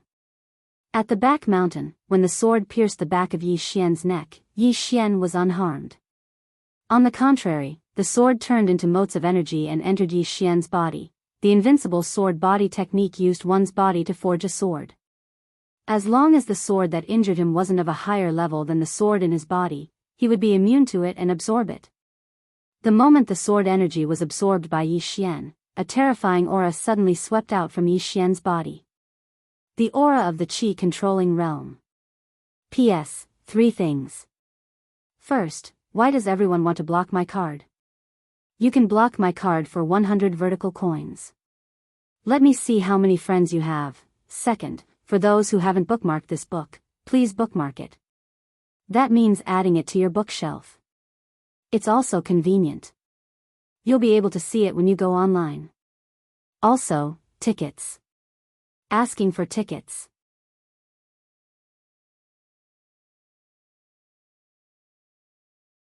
Chapter 49. How is this possible? In the courtyard, Li Xuanzang stared at the back mountain with a trace of disbelief in his eyes. The sword entered the body, but it was absorbed. Impossible. Could this be the legendary innate sword body? At this point, his pupils suddenly constricted. According to the legends, there were some special physiques, and the innate sword body was one of them. It could swallow swords. People with this kind of physique could be said to be natural swordsmen. And this kind of physique was extremely rare. But once it appeared, it was definitely a heaven-defying existence. At the back mountain. In the instant that Yi Xian broke through to the Qi-controlling realm, he turned around and threw a punch. Compared to before, this punch was at least twice as powerful. This was the benefit of breaking through. Bang! In front of Yi Xian, a figure retreated over 10 feet. At this moment, Yi Xian had a clear look at the person who had launched a sneak attack on him. It was a man in a tight black robe, about 20 years old, with a cold look in his eyes. Obviously, he was a sword cultivator. Moreover, he might be a little bit away from reaching the great swordsman. Because at that moment, Yi Xian felt a faint sword aura in the sword. The black-robed man stared at Yi Xian. "How could you swallow my sword?" Yi Xian's expression was quite ferocious. "We agreed to fight one-on-one, but you played this kind of trick. Die." As his voice fell, he directly rushed out. At the same time, a sword appeared in his palm. Ling Xiao sword. When Yi Xian reached the Qi-controlling realm, he could already control Qi. Therefore, as soon as the Ling Xiao sword appeared, wisps of sword aura constantly emitted from the sword. Sword aura. The symbol of the great swordsman. All the students of Kuraki Academy were shocked when they witnessed this scene. The black-robed man opposite Yi Xian also had a face full of disbelief. "Great swordsman, you actually reached the great swordsman. Although he was only a short distance away from becoming the great swordsman, this short distance could trap him for 10 or 20 years, or even longer." The black-robed man didn't have much time to think because Yi Xian had already arrived in front of him, and Yi Xian slashed down with his sword. As soon as the sword descended, numerous rays of sword light shot out like sharp arrows. The black-robed man's expression changed drastically. He stomped his right foot and used the force from the ground to retreat explosively. However, he was still too slow, and a few strands of sword light directly pierced through his chest. Chi chi chi chi. The black-robed man staggered and fell to the ground, blood spurting out from his chest. As soon as Yi Xian stopped, his expression changed slightly, and he swiftly moved to the side. Meanwhile, a white shadow attacked him. It was the white-clothed man who had just fought with Mo Yinchi. At this moment, he obviously wanted to save the black-robed man. Yi Xian was expressionless. Holding the long sword in his hand, he thrust it forward. A strand of sword light flickered at the tip of his sword. The white-clothed man's pupils constricted slightly, and then his hands suddenly trembled violently. A powerful strand of blue energy swept out from within him and formed a blue barrier. However, it wasn't able to stop Yi Xian's attack.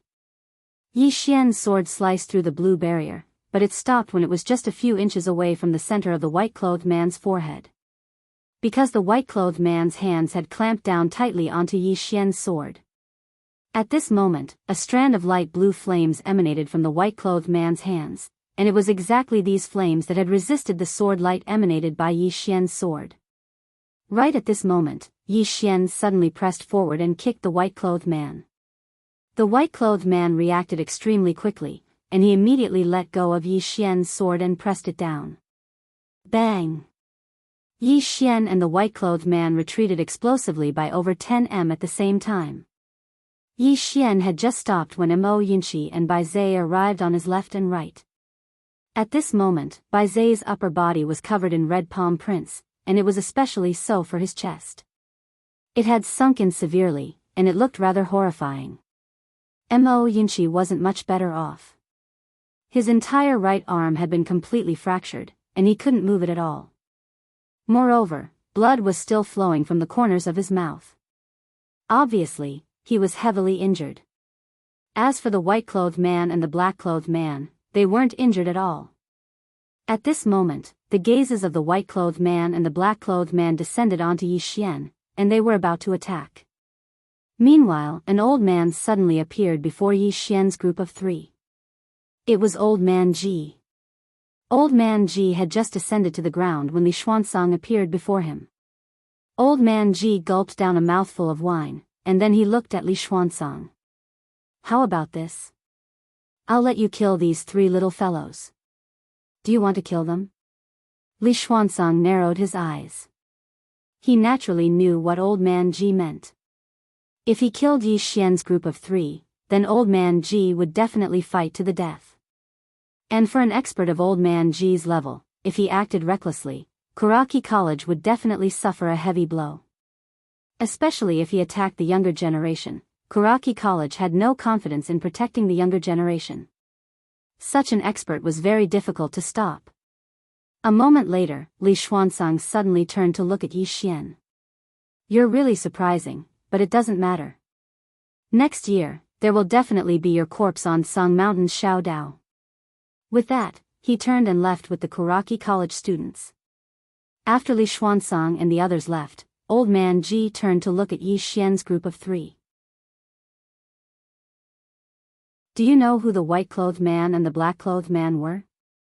Yi Xian's group of 3 shook their heads. Li Xuanzang said indifferently, they are 2 of the 3 great geniuses of Kuraki College's inner courtyard. You should be glad that the other one didn't come today. Otherwise, would be collecting your corpses right now. Yi Xian's group of 3 fell silent. Old Man Ji continued, those 2 just now didn't use their full strength, but the 3 of you basically did. I let them come up because I want you to see how weak your current strength is compared to Kuraki College's. Just like what that old fart said, if you don't work hard, your corpses will really be hanging on Song Mountain's Shao Dao in a year's time. At that time, the old man won't even be able to collect your corpses. With that, he turned around and left. However, he stopped after a few steps. That's right. Those 2 just now aren't the best in Kuraki College. The best are Fenju and Beichen. With your current strength, if you were to face them, you would definitely die.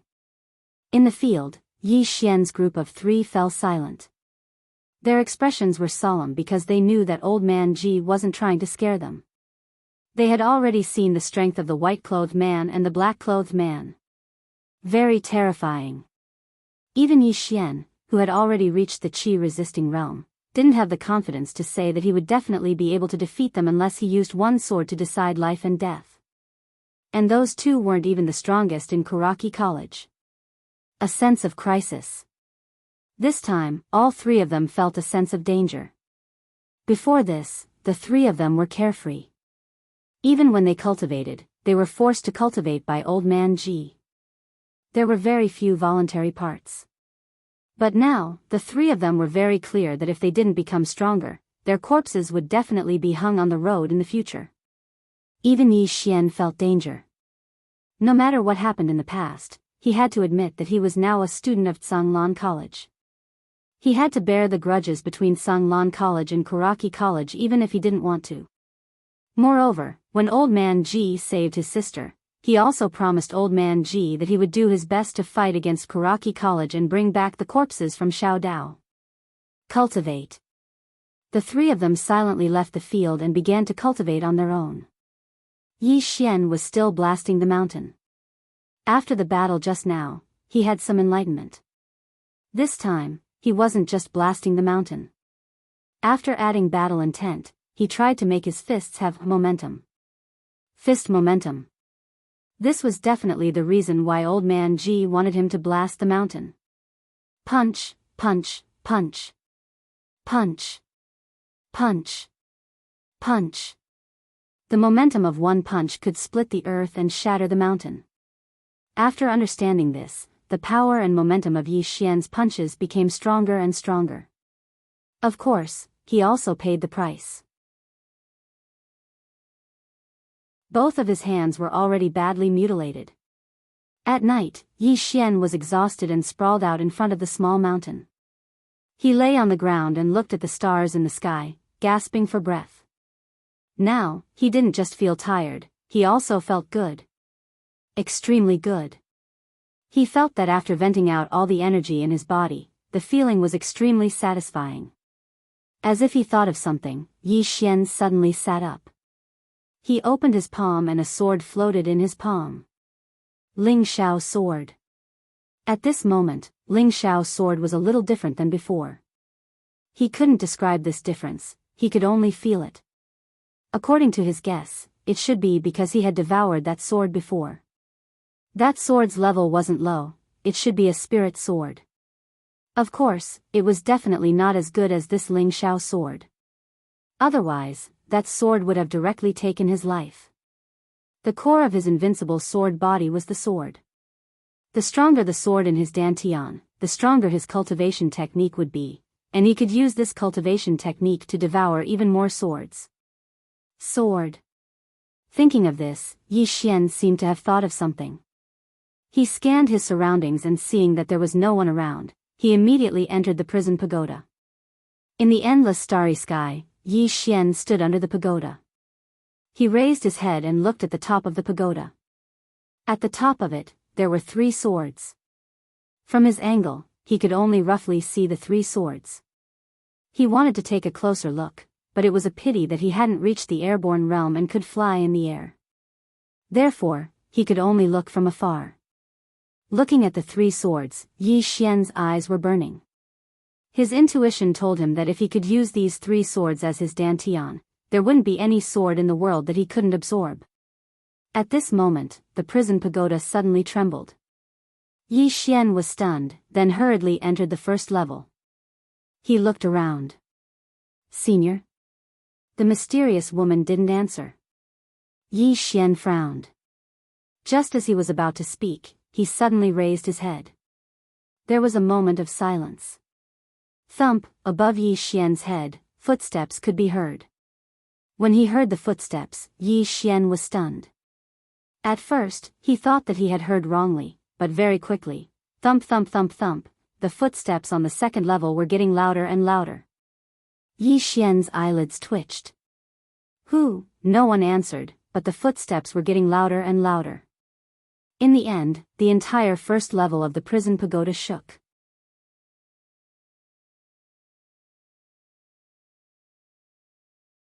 Chapter 50.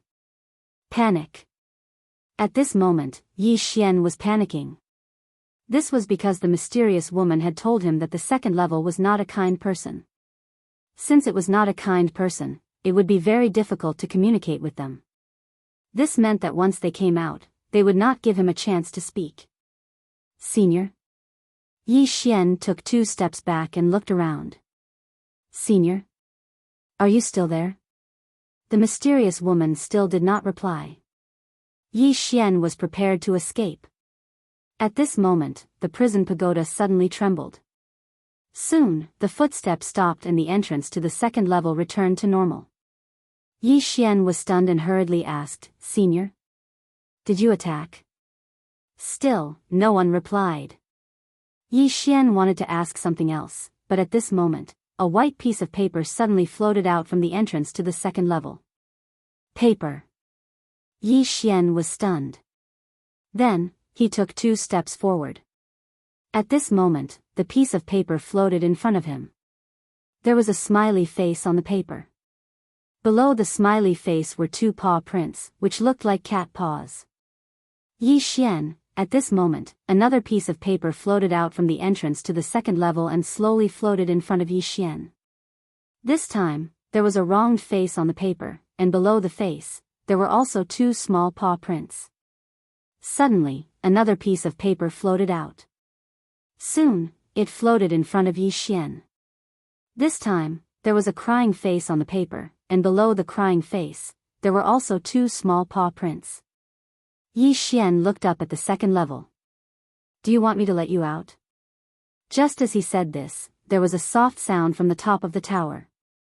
Yi Xian smiled bitterly. That, I can't let you out for now. After a moment of silence, suddenly, boom. The entire first and second levels of the prison pagoda violently shook, and the powerful impact instantly sent Yi Xian flying. Bang! Yi Xian crashed into the wall of the pagoda and howled in pain. At this moment, he felt as if his limbs were about to fall apart. However, before he could get up, an evil aura suddenly appeared on the first level. This aura was so evil that it caused Yi Xian's expression to change greatly. He hurriedly retreated out of the tower. Just as the aura was about to spill out of the tower, a sword in the sky above the world prison tower suddenly trembled slightly. Boom! The evil aura was instantly shattered, and the prison pagoda returned to normal. After a while, Yi Xian saw that the world prison pagoda had calmed down. Only then did he heave a sigh of relief. Not daring to stay any longer, he hurriedly left the prison pagoda. In reality, Yi Xian took a deep breath. Find the Tao Law. Only at this moment did he truly realize how terrifying this world prison pagoda was. This was only the 2nd floor, 3rd floor, 4th floor. Just what kind of people were imprisoned here? He had to find the Tao laws. After Yi Xian calmed down, he washed up and returned to his courtyard. At the entrance of the courtyard, he saw a petite figure sitting in front of the stone steps. It was Yi Ling. Just like before, no matter how long he went out, when he returned, he would see his little sister Yi Ling waiting for him. Yi Xian walked in front of Yi Ling. At this moment, Yi Ling was already asleep. He gently picked up Yi Ling. At this moment, Yi Ling subconsciously hugged him tightly, burying her head in his chest. Brother, Yi Xian smiled, then carried Yi Ling back to her room. After covering Yi Ling with a blanket, Yi Xian left the room. Not far away from the room, Old Man Ji had appeared at the entrance. Old Man Ji said, "Come with me." After saying that, he turned and walked outside. Yi Xian followed. On the way, Old Man Ji gulped down a mouthful of wine and said, "The matter with Karaki Academy has temporarily come to an end. However, when you leave the mountain in the future, you should be careful. Right now, there is a lot of resentment in Karaki Academy. They all want revenge, but it has been suppressed by Karaki Academy. Of course, they don't want to stop. They are waiting for Fenju and Bei Chen to return. They are not at Karaki Academy? Yi Xian asked.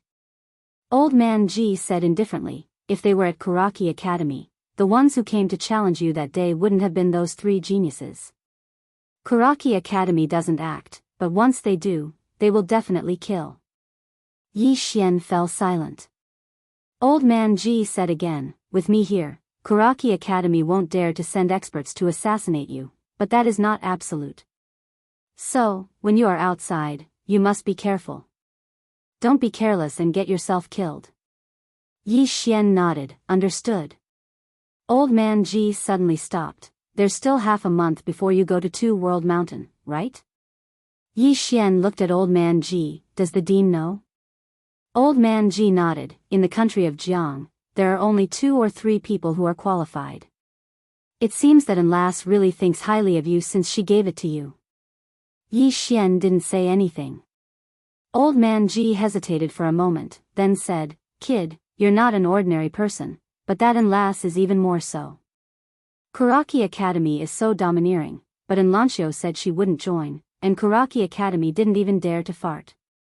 From this, you should be able to see how terrifying she is. Yi Xian smiled, Senior, what are you trying to say? Old Man Ji said indifferently, you know very well what I'm trying to say. Yi Xian smiled, the dean is afraid that I will bring trouble to myself if I get close to her, right? Old Man Ji nodded, Enlace doesn't have any ill intentions towards you, but that might not be the case for the people behind her.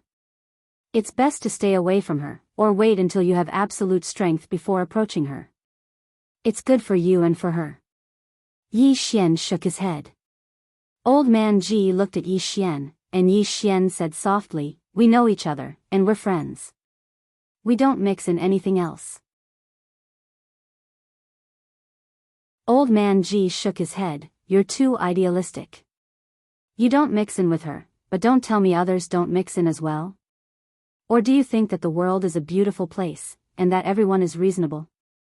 Yi Xian shrugged, if her family tries to stop me, I'll fight them. I'll beat them until they don't dare to stop me. Old Man Ji gave Yi Xian a thumbs up, you've got guts, but unfortunately, that's all. Yi Xian was a little speechless, what else can I do? I'll tell Missin that I'm afraid of her family, and we can't be friends anymore. Old Man Ji looked straight at Yi Xian. Do you really only want to be friends with her, kid? Don't you have other thoughts? Yi Xian blinked, I don't know what you're talking about. With that, he walked into the distance. Old Man Ji sighed, and took a step forward. This step brought him to Yi Xian's side, and he said, this is your choice, I won't say anything more. Finally, when you go to the Two World Mountain, you need to be careful of 3 things. The first is obviously Karaki Academy. The 2 wretched geniuses and 3 prodigies of Karaki Academy might go. If you come across them, don't try to be brave. You still need to run. The second is to be careful of the people from the Tang Empire. The Tang Empire will definitely send people there as well. The relationship between our Jiang Empire and the Tang Empire is like the relationship between Karaki Academy and Artsang Lan Academy. With that, he paused, and continued, third, you have to be careful of some geniuses from other countries. When you're outside, killing and robbing others is a common occurrence. You have to know that many geniuses rose up by stepping on the corpses of other geniuses. I know you've been fighting and killing since you were young, but the law of survival is even crueler in the outside world. Yi Xian nodded, I'll keep that in mind. Old Man Ji took a sip of wine, and continued, the fire spirit in your sister's body is being devoured, and it won't last long. When we go to the Sword Master's abode, it's located in a volcanic region. If there's a chance, find some fire-attributed items, the hotter the better. Yi Xian bowed slightly, my sister is here, so I'll have to trouble you, principal. Don't worry, she's safe here, Old Man Ji said. He then stopped, before you go to Two World Mountain, you have to cultivate your fist force. Your force is still not enough. Fist force, fist force, fist force. Before you punch, your aura has already been released. That's the true fist force. As for your own battle intent, don't be too hasty. There's still a process between you and a martial Dao grandmaster, and this process needs to be completed slowly. Martial Dao can't be rushed, it's best if everything comes naturally. Yi Xian bowed deeply to Old Man Ji. I've learned a lot. Old Man Ji nodded. Go back and cultivate. Cultivating fist force will be of great help to you when you go to Two World Mountain. Yi Xian bowed again, then turned around and left. Looking at Yi Xian's departing figure, Old Man Ji said softly, he's not in a rush. He's a good seedling. After saying that, he gulped down a mouthful of wine, then turned around and disappeared into the distance. At the back of the mountain, Yi Xian arrived in front of the small mountain again, and very soon, there was a series of rumbling sounds coming from the back of the mountain. Under the waterfall, Beizhe was crazily swimming against the flow of the waterfall. Within the mountain, Mo Yunqi was madly fleeing, and this time, it wasn't just one demon wolf chasing him, but two. Bitter cultivation. After fighting with the students from Kuraki Academy, Yi Xian and the other two began to cultivate crazily. This was because the three of them had seen the strength of the students from Kuraki Academy, and in the future, they would definitely have to face them. No one wanted to lose, nor did they want to die. Cultivation. Madly cultivating. In the following period of time, Yi Xian and the other two began to cultivate crazily. Apart from eating and sleeping, the three of them spent all their time cultivating. This was especially so for Mo Yunqi and Beizhe. When the two of them had fought with the students from Kuraki Academy, they had been completely suppressed by the other party, and they had not been able to fight back. The two of them were proud people, and they did not want something like that to happen again. Half a month later, under the bitter cultivation, there were naturally some results.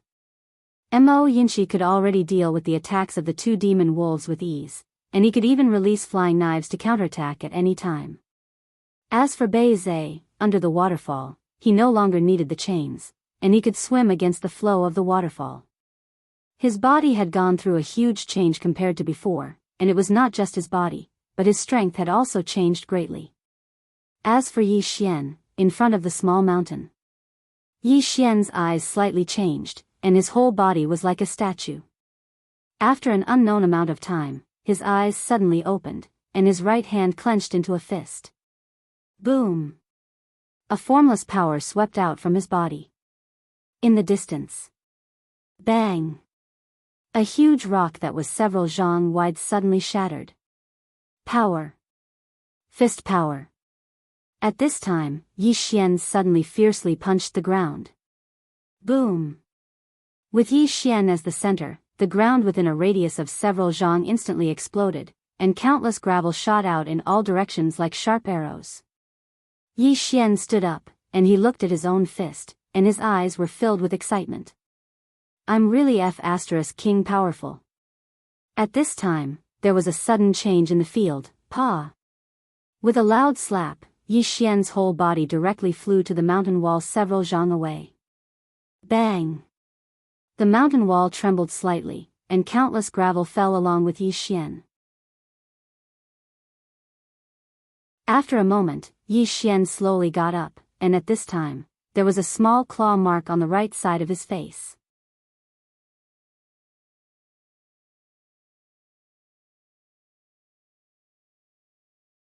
Chapter 51. Yi Xian was completely dumbfounded. Who hit him? He jumped up, took out his Ling Xiao sword, and scanned his surroundings vigilantly. However, he did not discover anything. He retracted his gaze and looked at the Ling Xiao sword. From the body of the Ling Xiao sword, he saw a small claw mark on the right side of his face. When he saw this small claw mark, his face immediately darkened. He recognized this claw mark. It was exactly the same as the claw mark on the paper that floated out from the second floor. That guy could come out? Thinking of this, Yi Xian immediately broke out in a cold sweat. He hurriedly returned to the prison pagoda. However, the prison pagoda was incomparably quiet. There was no movement at all. The upper floor was also incomparably quiet. Yi Xian glanced at the entrance of the second floor with a rather strange expression. He could be sure that the one who hit him was this guy on the second floor. However, he could do nothing about it. Go to the second floor and fight with him alone? Wasn't that courting death? He couldn't afford to offend him. He couldn't afford to offend him. Yi Xian touched his burning right cheek, then turned around and left the prison pagoda. At noon. Inside the Azure Water Palace, everyone sat around the table. On the table, there were more than 10 dishes. There were meat and vegetables, and the aroma assailed their nostrils. This time, Jianghu didn't move his chopsticks. He just licked his chopsticks, not caring about his image at all. Everyone was already used to it. At this moment, Old Man Ji suddenly said, "After this meal, it's time for you guys to leave." Leave? Yi Xian looked at Old Man Ji. They are also going to Two Boundary Mountain? Old Man Ji shook his head. I will bring the two of them to a place to train alone. Yi Xian nodded, then looked at Imo Yunqi and Bai Zai. Take care. Bai Zai nodded. You too. Imo Yunqi chuckled. Next time we meet, let's spar. Yi Xian smiled. Just as he was about to speak, Yi Ling suddenly snorted. You definitely can't beat my brother. Imo Yunqi rolled his eyes. Yes, your brother is the strongest. He finally understood. In this Tsanglan Academy, the last person to offend was this little girl. This was because this little girl had a very high status in everyone's hearts. Other than being able to cook, she also knew how to get wine for Geezer Ji and make food for Jianghu in the middle of the night. She especially knew how to wash their clothes. Even Bai Zai was very fond of her. If he offended her, it would be equivalent to offending everyone else. Yi Ling grinned and put a piece of lean meat into Yi Xian's bowl. Brother, eat. Yi Xian gently rubbed Yi Ling's little head, his eyes filled with love. Mo Yunqi suddenly shook his head and sighed. Alas, someone else's sister. Everyone looked at each other and smiled. An hour later, Old Man Ji brought Mo Yunqi and Bai Zai down the mountain. At the foot of the mountain, Mo Yunqi waved at Yi Xian. See you next time, let's have a good fight. Yi Xian smiled. All right. Bai Zai bowed slightly to Yi Xian. Take care. After saying that, he turned around and quickly followed Old Man Ji, who was walking at the front with Mo Yunqi. Yi Xian pulled Yi Ling and turned to walk in front of Jianghu. He looked straight at Jianghu. Is my sister safe here? Jianghu looked at Yi Xian and did not speak. Yi Xian also looked at her and did not speak. At this moment, Jianghu suddenly moved sideways. In the next moment, a blade as thin as a cicada's wing appeared in her hand. In the blink of an eye, she was already 100 feet away. As soon as she stopped, the ground behind her cracked open. It was so deep that one could not see the bottom. Not only that, but there was a mysterious power lingering in the crack. Seeing this scene, Yi Xian's pupils shrank and he was extremely shocked. Because it was an artistic conception. Blade intent. This foodie in front of him was actually so powerful. Now that he thought about it, he felt a lingering fear. Because this foodie in front of him had almost killed him with a blade. At this moment, Yi Ling walked in front of Yi Xian. She took out a bag and handed it to Yi Xian. Brother, there's a pair of shoes in here.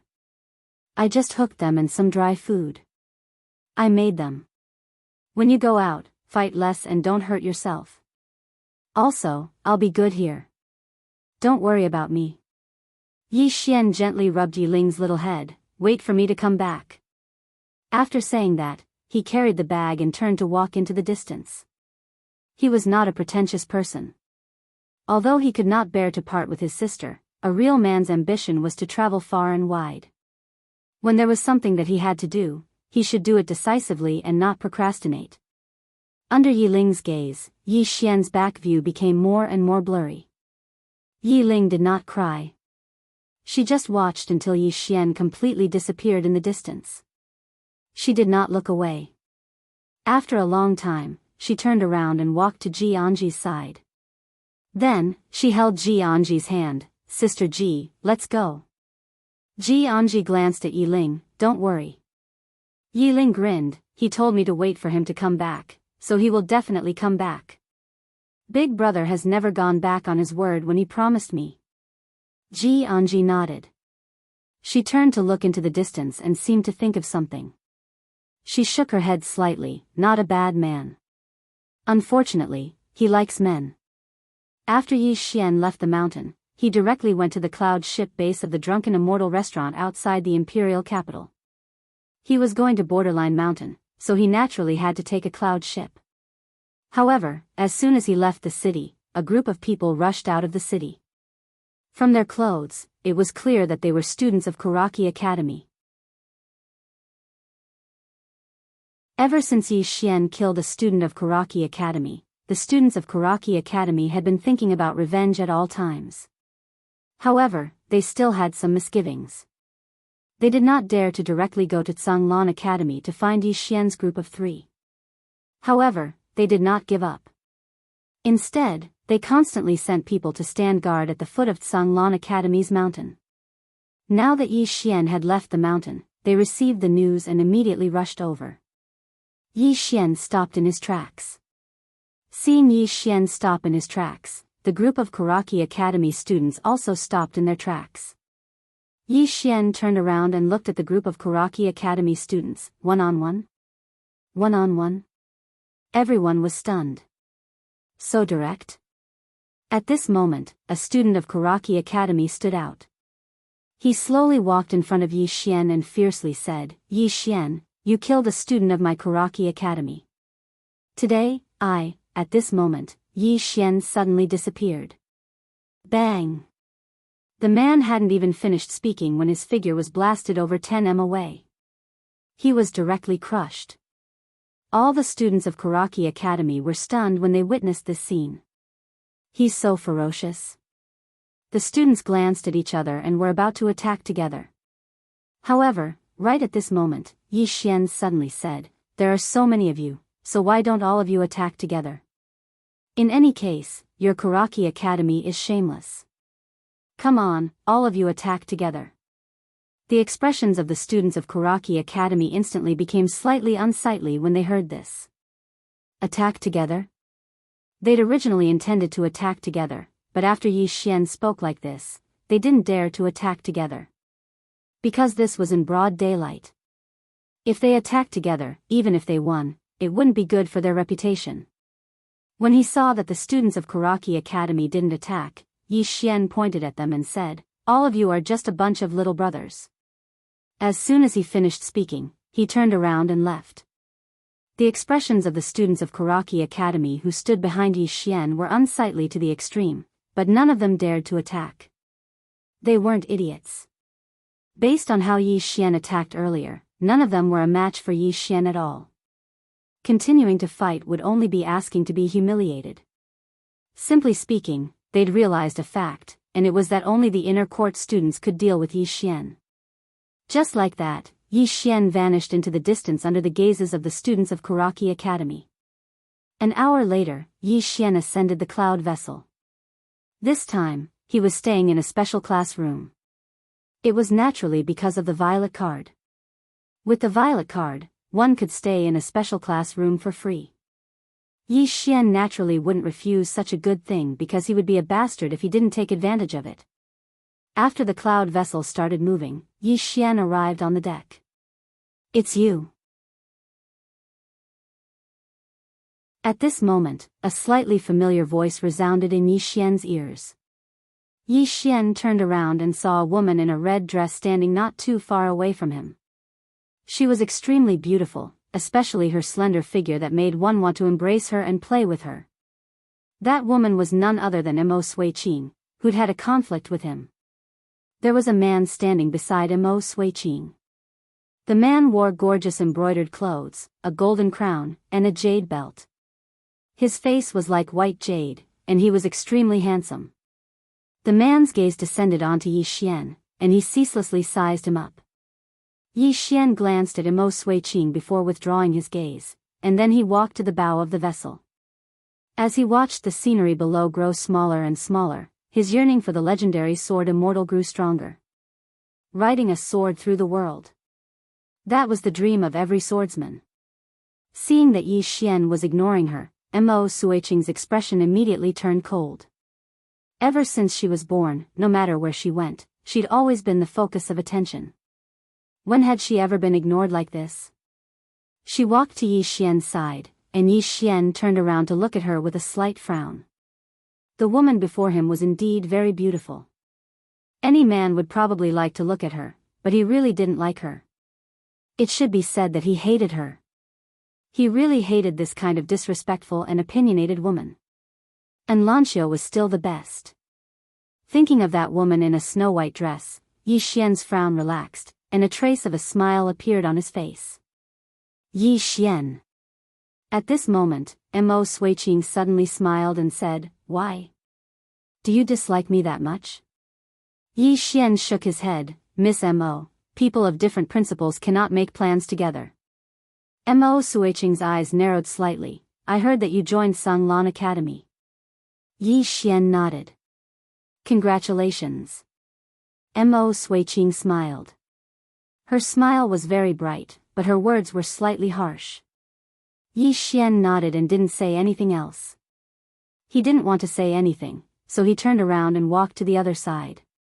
Mo Suiqing had no intention of letting it go, so she immediately followed him. The competition between Sanglan Academy and Sanglan Academy will be held in a year. Yi Xian didn't answer her. Mo Suiqing continued, "I will definitely be there to watch it." Yi Xian glanced at Mo Suiqing, and then he walked to the other side. Mo Suiqing's expression instantly darkened when she saw this, and she seemed to have thought of something. She glanced at the man beside her and smiled. "Brother Mu, look, she doesn't like me at all." The man glanced at Yi Xian, then at Mo Suiqing, and he didn't say anything.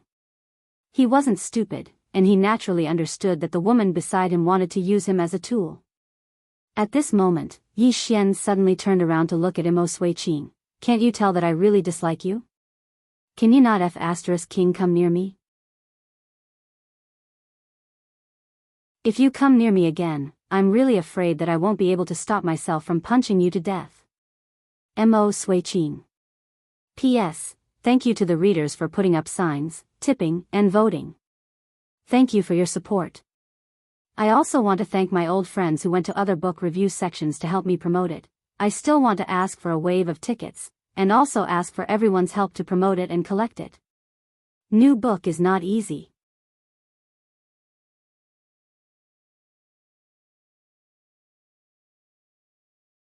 Chapter 52.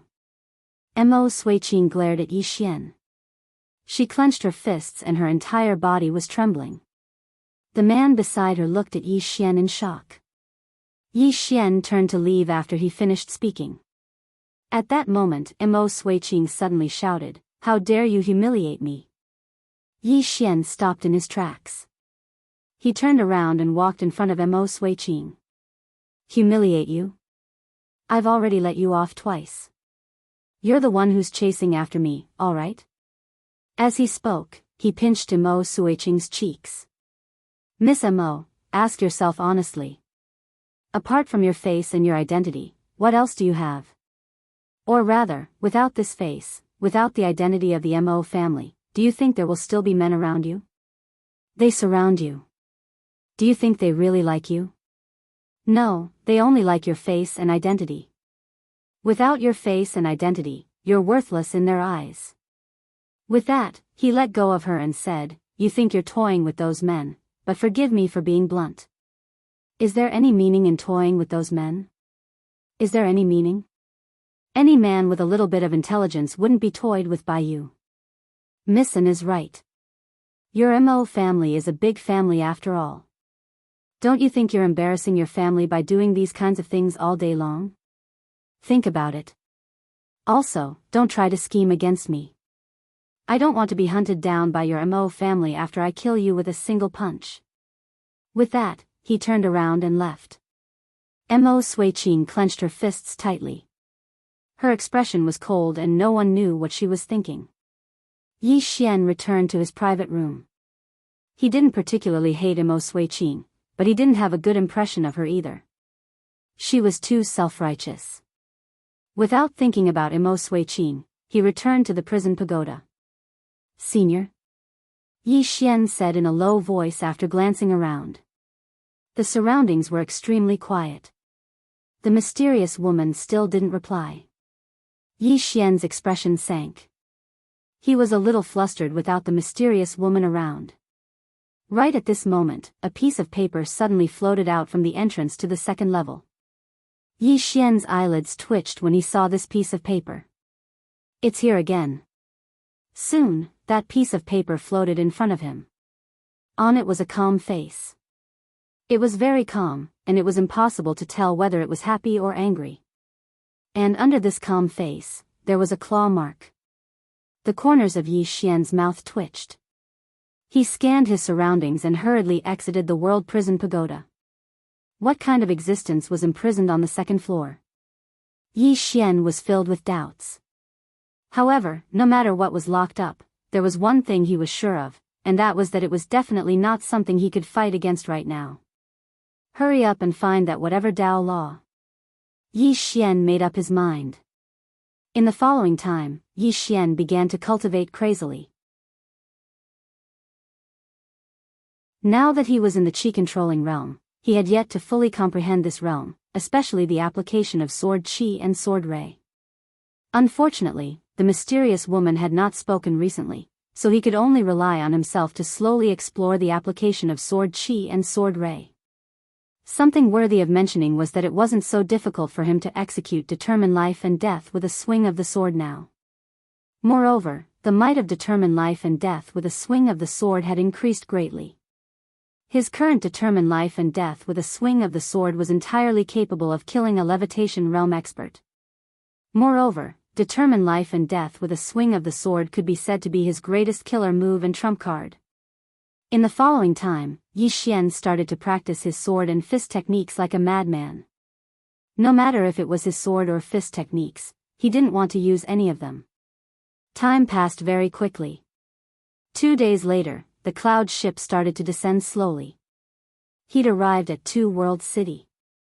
Yi Xian left the room and came to the deck of the cloud ship. He stood at the bow of the ship and looked down.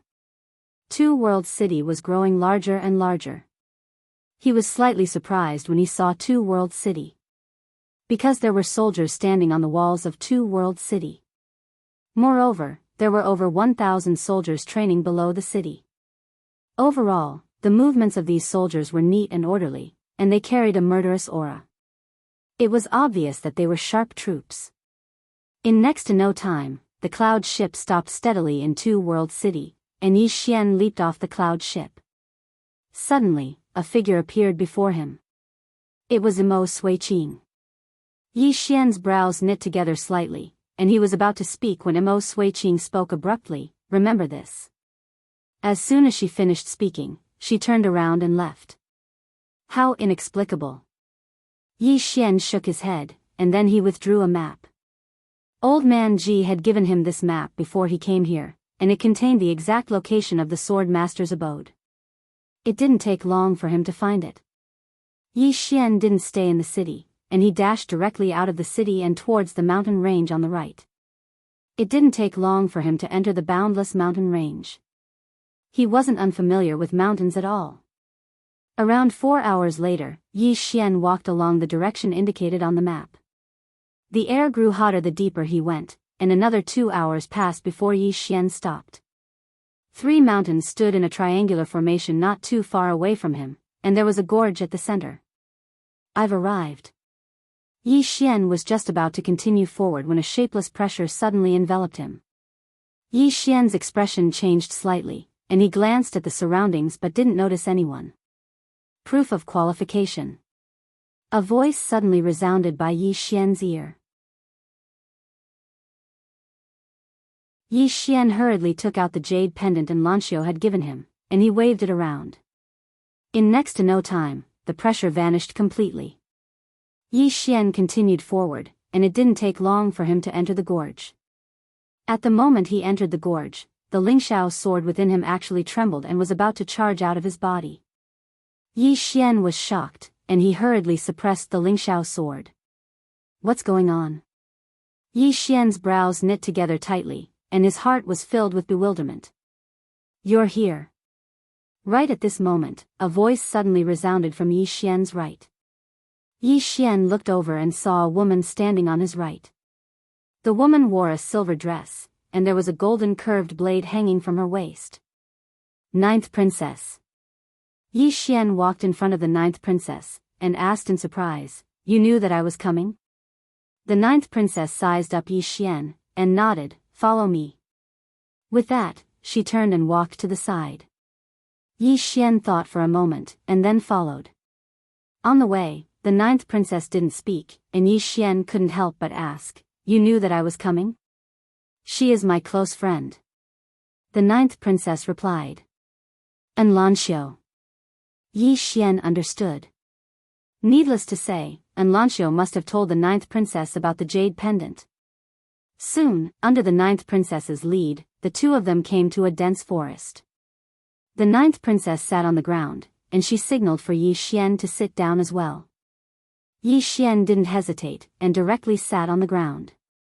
The ninth princess took a branch and drew a circle on the ground. This cave was left behind by the Azure World Sword Master.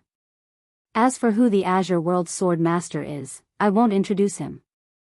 In any case, he was a person who once stunned the entire Azure world. This cave was not left behind by him at his peak, but in his early years. Even so, its value is immeasurable. And this time, those who are participating in the development of this cave are the big shots, countries, and some sects in the mountains. With that, she paused for a moment, and looked at Yi Xian. No one force can monopolize this cave. Not a single power could monopolize this abode. Thus, in order to avoid a huge dispute, the higher-ups issued some qualification orders, allowing the younger generation of each power to enter and search for fortuitous encounters. In short, this time, not only the people from the country of Jianghu are coming, but there are also geniuses from other countries, and some sect's disciples. This time, you will see the geniuses from the country of Jianghu. Yi Xian suddenly asked, Are there people from Kuraki College coming too? The ninth princess looked at Yi Xian. Yes, but I don't know who will come this time.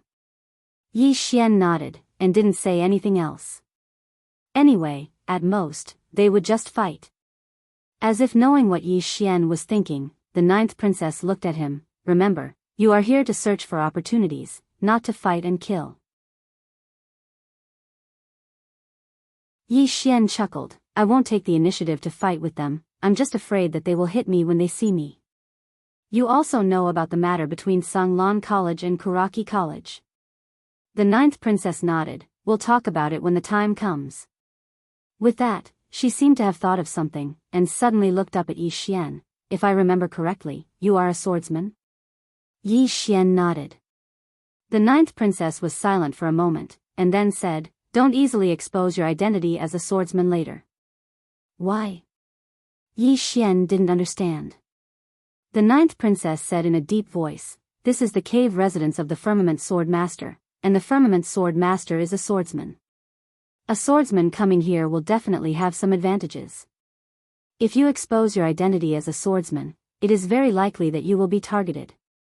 With that said, she looked to the right. After entering, opportunities are not to be found, but to be snatched. Whoever snatches it will own it. Yi Xian was speechless.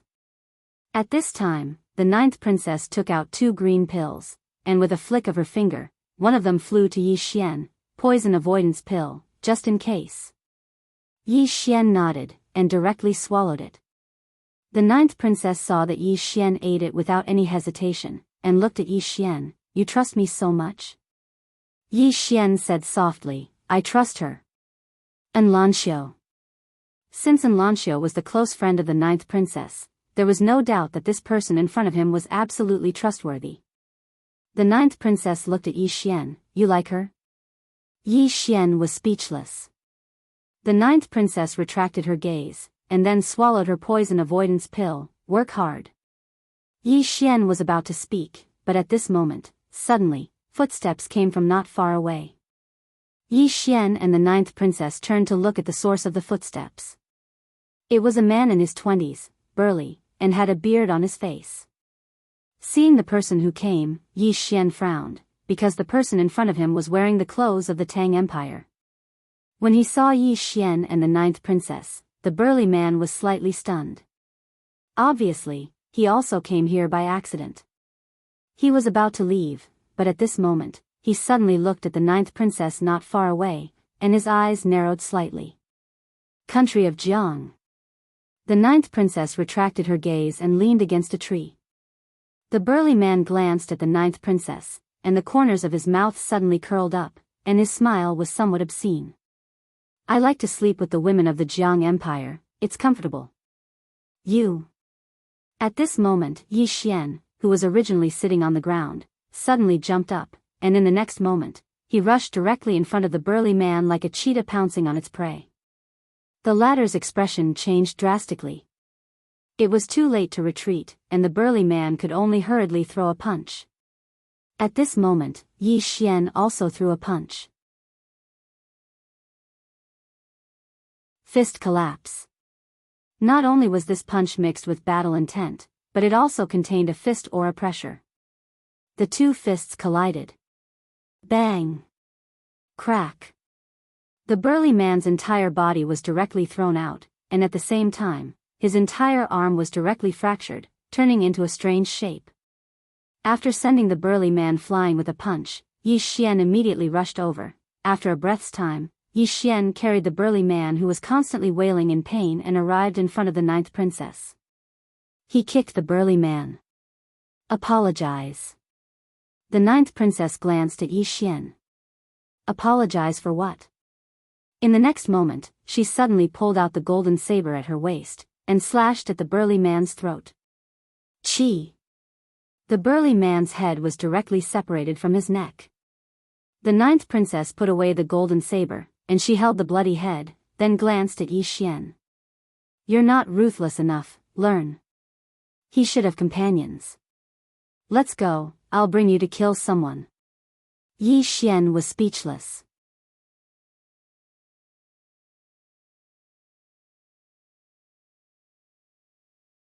Chapter 53. Yi Xian was dumbfounded. Am I not ruthless enough? In all fairness, he felt that he was ruthless enough. Of course, the ninth princess seemed to be a ruthless character as well. At this moment, the ninth princess, who was not far away, suddenly stopped. She turned around to look at Yi Xian. What are you waiting for? Let's go and kill someone. Yi Xian was speechless. Just like that, Yi Xian followed the ninth princess and walked into the distance. However, when he left, he searched the burly man's body and gained quite a lot. He obtained quite a few upper spiritual stones. Including the ones he had saved before, he now had a total of 15 upper spiritual stones. In addition, he also had about 100 gold coins. It was not a small amount of wealth. Under the ninth princess's lead, the two of them arrived at a ravine. In the ravine, Yi Xian saw two people. Judging from their attire, they were undoubtedly from the Tang Kingdom. There were some differences in the customs and attire between the Tang Kingdom and the Jiang Kingdom, especially their accents. In the distance, the two men were stunned when they saw the ninth princess and Yi Xian. They were from the Jiang Kingdom? Soon, their eyes fell on the bloody head in the ninth princess's hand. When they saw the head, their expressions instantly turned cold. At this moment, the ninth princess suddenly threw the head to one of the men. At the same time, she rushed out like a gust of wind. So fast. Yi Xian's pupils constricted slightly. The ninth princess's strength had greatly exceeded his expectations. Without thinking too much, he rushed out as well because one of the men was also rushing towards him. When he arrived in front of the man, Yi Xian punched out without thinking. Fist force. When he punched out, some of the stones around him directly exploded. When the man opposite Yi Xian sensed the power in Yi Xian's fist, he was shocked. He did not dare to be careless and quickly stopped. He half-squatted and suddenly crossed his arms. Crack. The ground beneath the man's feet cracked open. At the same time, the sleeves of the man's arms exploded apart. At this moment, his arms had actually turned crimson gold, and they were as hard as gold. At this moment, Yi Xian's fist arrived. Bang! Following the sound of an explosion, the man was pushed back several feet, and Yi Xian was also pushed back several feet. After Yi Xian stopped, he looked at his fist. His fist was red. Seeing this scene, Yi Xian narrowed his eyes slightly. As expected, none of the people who came were simple. Right at this moment, the man suddenly took a stride forward, and he directly arrived in front of Yi Xian. The man suddenly smashed his arms down towards Yi Xian, and then numerous explosions instantly resounded in the surroundings as soon as his arms descended. What terrifying strength! Yi Xian slowly clenched his right hand tightly, and the will to fight condensed on his fist. He was just about to attack when a shadow suddenly flashed in front of him. In the next moment, the man's head flew into the air. Yi Xian looked in front of him with astonishment. There was a woman standing in front of him. A silver dress and a golden saber. It was the 9th princess. One strike and one kill. Yi Xian's mind went blank. The 9th princess put her golden saber away, turned around, and walked over to Yi Xian. She just stared at Yi Xian. Why didn't you use your full strength? Yi Xian was speechless. The 9th princess stared straight at Yi Xian. You're a swordsman. You could have used your full strength to kill him in the shortest time possible, so why did you hold back? Do you know that if you don't end the battle as soon as possible, then it's very likely that you'll attract more enemies and be besieged by even more people? Yi Xian was silent.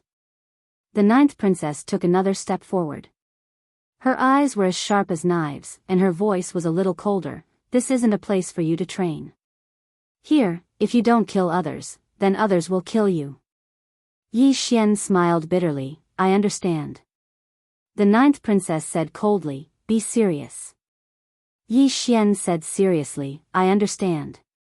The 9th princess nodded slightly, follow me. Yi Xian tidied up the spoils of war and obtained 5 top-grade spirit stones and more than 50 gold coins. Right now, he had 20 high-grade spirit stones and 150 gold coins. Looking at the small bag on his waist, Yi Xian smiled foolishly and hurriedly followed. Under the 9th princess's lead, the two of them came to a hidden cave. The 9th princess sat cross-legged on the ground and started a fire. Then, she took out a chicken and started roasting it. Yi Xian was dumbfounded because when they came, the 9th princess was empty-handed. The 9th princess glanced at Yi Xian. Why? Curious? Yi Xian nodded hurriedly. The 9th princess flashed a ring on her finger, a storage ring. It has its own space inside and can store some things, except for living things. Yi Xian blinked. Can I have a look? The 9th princess was generous. With a tap of her finger, the storage ring flew directly to Yi Xian. Yi Xian looked at the storage ring carefully, his eyes full of curiosity. How many things can be stored in it? The 9th princess said lightly, about the size of a room. Yi Xian was stunned, then asked, how much does it cost to buy one? The 9th princess glanced at Yi Xian. 500,000 gold coins. There's no market for it. 500,000. Yi Xian was stunned on the spot, then returned the ring to the 9th princess. 500,000 gold coins. What a joke, he couldn't afford it even if he sold himself. The 9th princess glanced at the storage ring, then said, if you want, I can give it to you. Yi Xian shook his head decisively. The 9th princess was a little surprised. Why? Yi Xian said, where there is gain, there must be loss. The 9th princess looked at Yi Xian and said seriously, come to my army, I will protect you in the future. Yi Xian smiled bitterly. I promised old man Ji. I am now a student of Tsanglan Academy. I have to keep my word. The 9th princess nodded, not saying anything else. If Yi Xian agreed so decisively, she would be unwilling. A person must have strength, but he must also have a good character. Yi Xian turned to look outside the cave. When do we enter the sword master's cave abode? The 9th princess said, tomorrow. Tomorrow is the deadline, those who should be here will be here. Yi Xian took a look at the ninth princess. You are very strong. The ninth princess said indifferently, that is because you have not seen more monsters and geniuses. The state of Jianghu is very small, Qingzhou is very big. After tomorrow, you will find that there are many outstanding people in this world. This is nothing, the most terrifying thing is that those outstanding people are very hard-working. Yi Xian sat in front of the ninth princess. You and Miss An are both outstanding. The ninth princess tore a chicken leg and threw it to Yi Xian. Although Shaoan was born in the state of Jianghu, her background is not ordinary. It will be very stressful to be friends with her, and if you have other ideas, the pressure will be even greater than the sky. Yi Xian nodded. I will work hard to become stronger. The corner of the ninth princess' mouth lifted slightly. I like your temperament. After saying that, she lay on the side of the mountain wall. Sleep after eating. Tomorrow we will enter the mountain to kill people. Yi Xian, the night passed. At dawn the next day, Yi Xian and the ninth princess left the cave and went straight to the depths of the mountain. The two of them arrived in front of a large mountain. Halfway up the mountain, there was a huge cave entrance. Around the cave entrance, there was actually a sword light snaking around. That is the entrance? Yi Xian asked. The ninth princess nodded. The big shots above forcibly broke an entrance. It is said that when they broke this entrance, 2 Nether Passage realm experts died. Therefore, when we enter later, besides being careful of the people, we have to be more careful of the unknown existences inside. Yi Xian nodded, understood. The two quickened their pace, but at this moment, a man in black suddenly flashed past them at an extremely fast speed. Yi Xian's heart skipped a beat. This person's speed was not much slower than Mo Yunqi's. Indeed, no one who came here was simple. When the man passed by the two, he suddenly turned to look at Yi Xian and the ninth princess, sneered, and then made a throat-slitting gesture.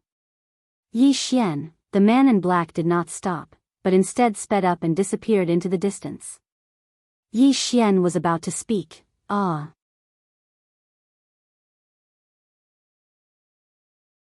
At this moment, a shrill scream suddenly sounded in the distance, and in the blink of an eye, a bloody head rolled in front of the ninth princess and Yi Xian.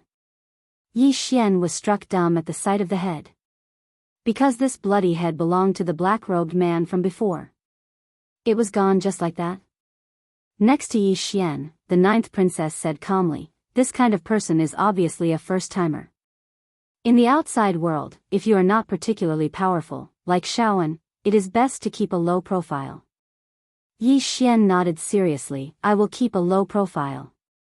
The ninth princess suddenly turned to look at him. What low profile? You have to keep a low profile when you need to, or others will think that you are easy to bully.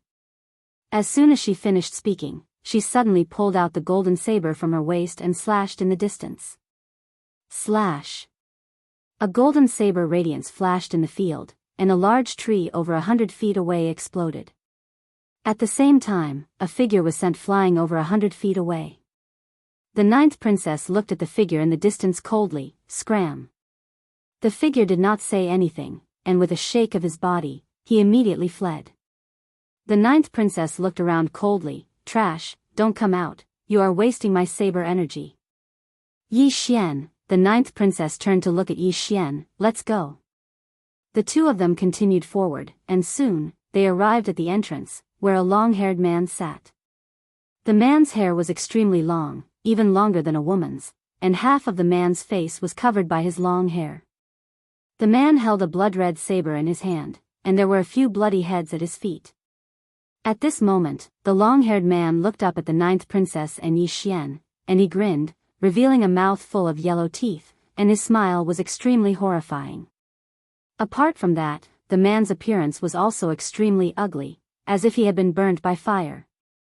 The long-haired man suddenly held the long saber and lightly stomped on the ground, and said in a hoarse voice, 100 upper spiritual stones as a toll fee. The ninth princess looked at the long-haired man. It's not your fault that you are ugly, but it is your fault that you disgust me. As she spoke, she looked at Yi Xian. Kill him. Yi Xian.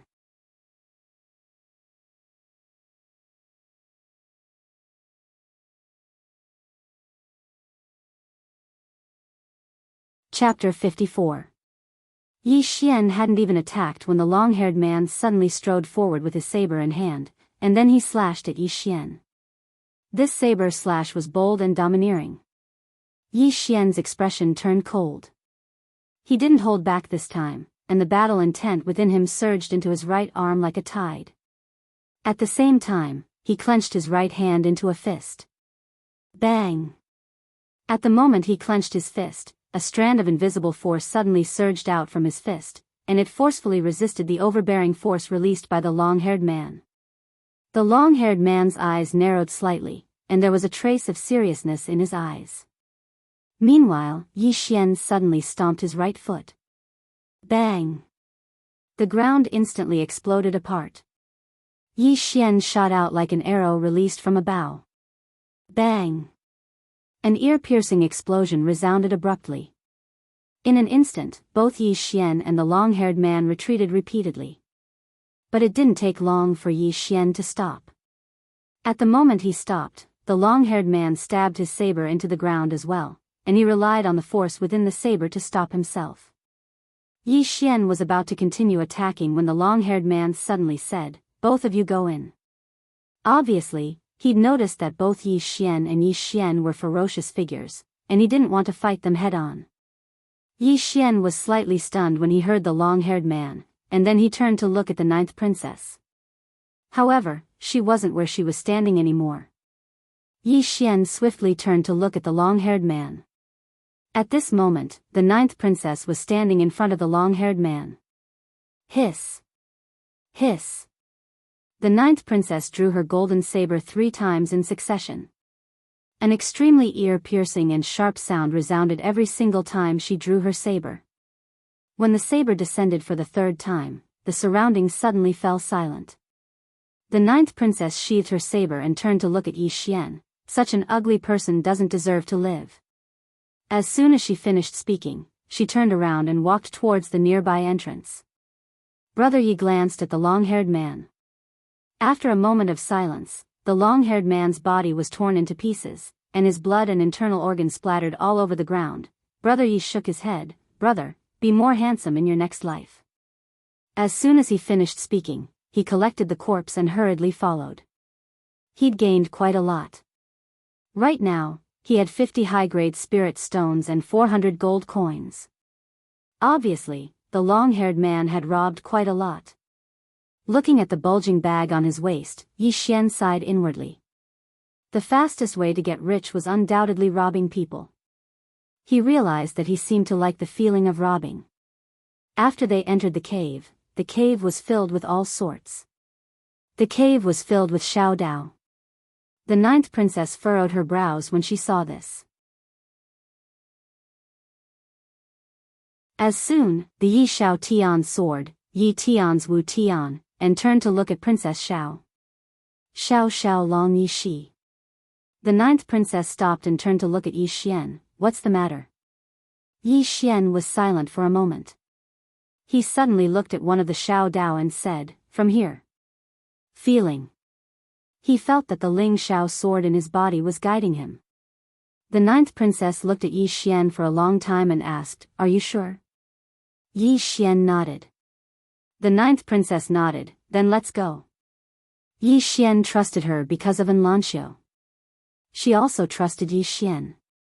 Other than the fact that Yi Xian had fought against the Tang army alone, a large part of the reason was because of Enlanxiu. The person that Enlanxiu had taken a liking to must have a good character. The two walked towards one of the Xiao Dao. As they went down, Yi Xian's expression became more and more serious. Because on the way, he had already encountered several corpses. All of them had died tragically. As the ninth princess had said, opportunities were not found, but snatched. The two walked down the Xiao Dao. After walking for about an hour, Yi Xian realized that they were already at the bottom of the mountain. "Are you sure you didn't go the wrong way?" The ninth princess suddenly asked. Yi Xian nodded. "Let's go down." The Ling Xiao sword in his body gave him the feeling that they were going down. The ninth princess nodded and did not say anything else. She continued to follow Yi Xian down. After walking for about an hour, the two stopped.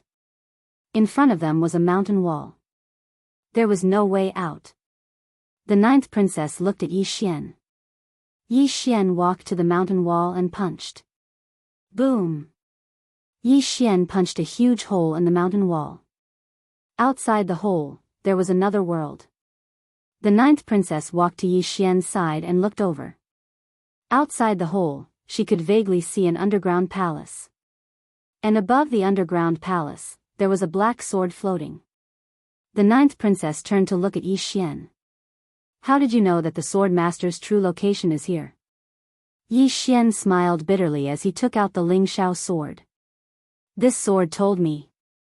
The ninth princess glanced at the Ling Xiao sword, then looked straight at Yi Xian. Are you stupid? If I ask you, you'll just tell me? As she spoke, she lightly patted Yi Xian's shoulder. Be more careful in the future.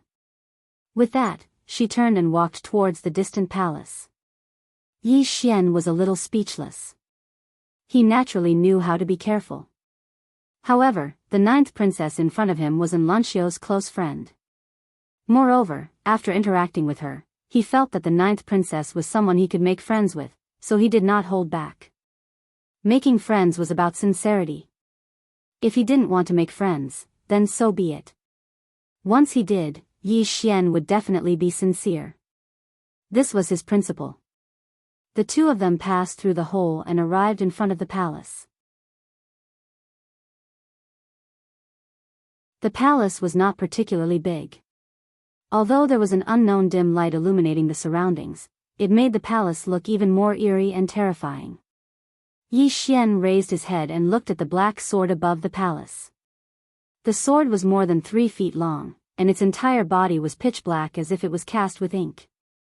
However, the tip of the sword was blood red, just like a dot of cinnabar.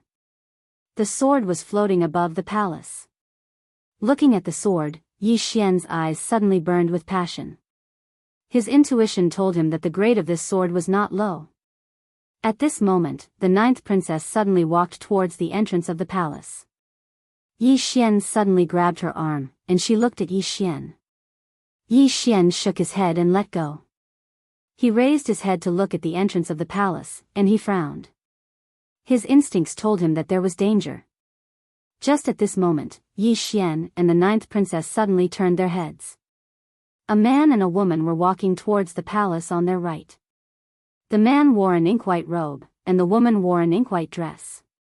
Both of them had extraordinary bearings. Both of them glanced at Yi Xian and the ninth princess without saying a word. Hee hee. At this moment, laughter suddenly resounded. In next to no time, a shadow flashed, and then a man appeared on the stone steps below the entrance of the palace. The man wore a loose black robe, and his hands were hidden in his sleeves while he wore an evil smile on his face. Tap, tap. The sound of footsteps resounded. Everyone looked over towards the source of the footsteps, and they saw a woman walking over slowly from not too far away. The woman wore a cloud-colored dress that trailed behind her. Her figure was slender and graceful, and her waist was bound by a white ribbon, causing her figure to seem even more slender. Her features were extremely exquisite as well, and every single one of them seemed as if they'd been meticulously carved by the heavens. However, her peerlessly beautiful face was slightly cold and devoid of emotion. It was like a 10,000-year-old piece of ice, and it was terrifying. It's her. The ninth princess who stood by Yi Xian's side frowned. Yi Xian turned around to look at her and asked. Who? The ninth princess spoke indifferently, one of the 2 great geniuses of Kuraki Academy, Bei Chen. Kuraki Academy. Yi Xian turned around to glance at the woman called Bei Chen. She wouldn't be looking to fight me, right?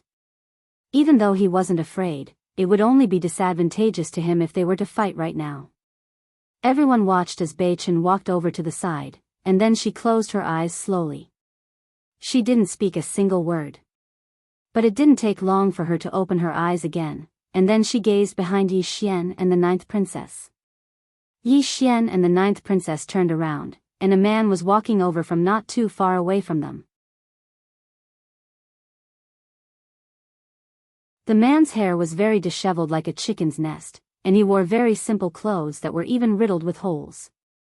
Moreover, he carried a pitch-black heavy axe on his back. The expressions of everyone here turned solemn when they saw this man. Even the 9th princess had a trace of seriousness in her eyes. The man glanced at everyone here, and then he walked over to the side in silence. The atmosphere in the surroundings suddenly became slightly heavy. Right at this moment, the black-robed man's gaze suddenly descended onto the 9th princess. I presume that you're the renowned 9th princess of the Jiang kingdom. The 9th princess spoke indifferently. Do you have any advice for me? The black-robed man chuckled. I wouldn't dare. I heard that the 9th princess and the number 1 genius of the Jiang kingdom, Anlanxiu, are close friends. What? That Guoshuren isn't here? The Guoshuren. The expressions of everyone here changed slightly when they heard these 2 words. Even the man with the heavy axe on his back turned around to look at the 9th princess. Anlanxiu wasn't just renowned in the Jiang kingdom, she was extremely renowned throughout the various kingdoms. It wasn't just the various kingdoms, even some of the powers in the mountains had heard of her name. The 9th princess blinked. How do you know that she isn't here? The corners of the black-robed man's mouth gradually curled up when he heard the 9th princess, and his smile was slightly evil. It's good that she's here. Let me see if the renowned Guoshuren is worthy of his reputation or if he possesses an undeserved reputation. She'll beat you to death. The 9th princess spoke indifferently. You're not on the same level as her. As Anlanxiu's close friend, perhaps no one was more clearly aware of how terrifying Anlanxiu was. She was the sort of person that could make monstrous geniuses feel despair. The black-robed man smiled. Is that so? Then I really look forward to it.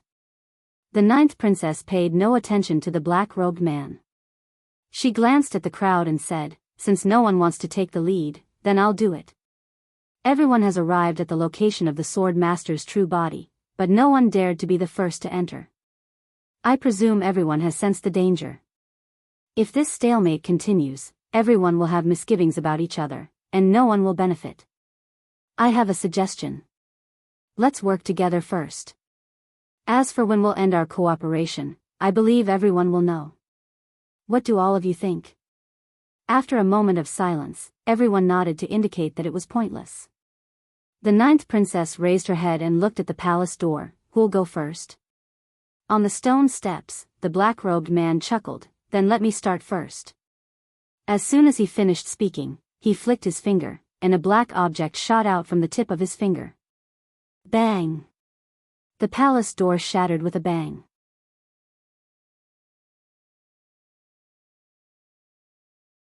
On the other hand, everyone was on their guard as if they were facing a formidable enemy.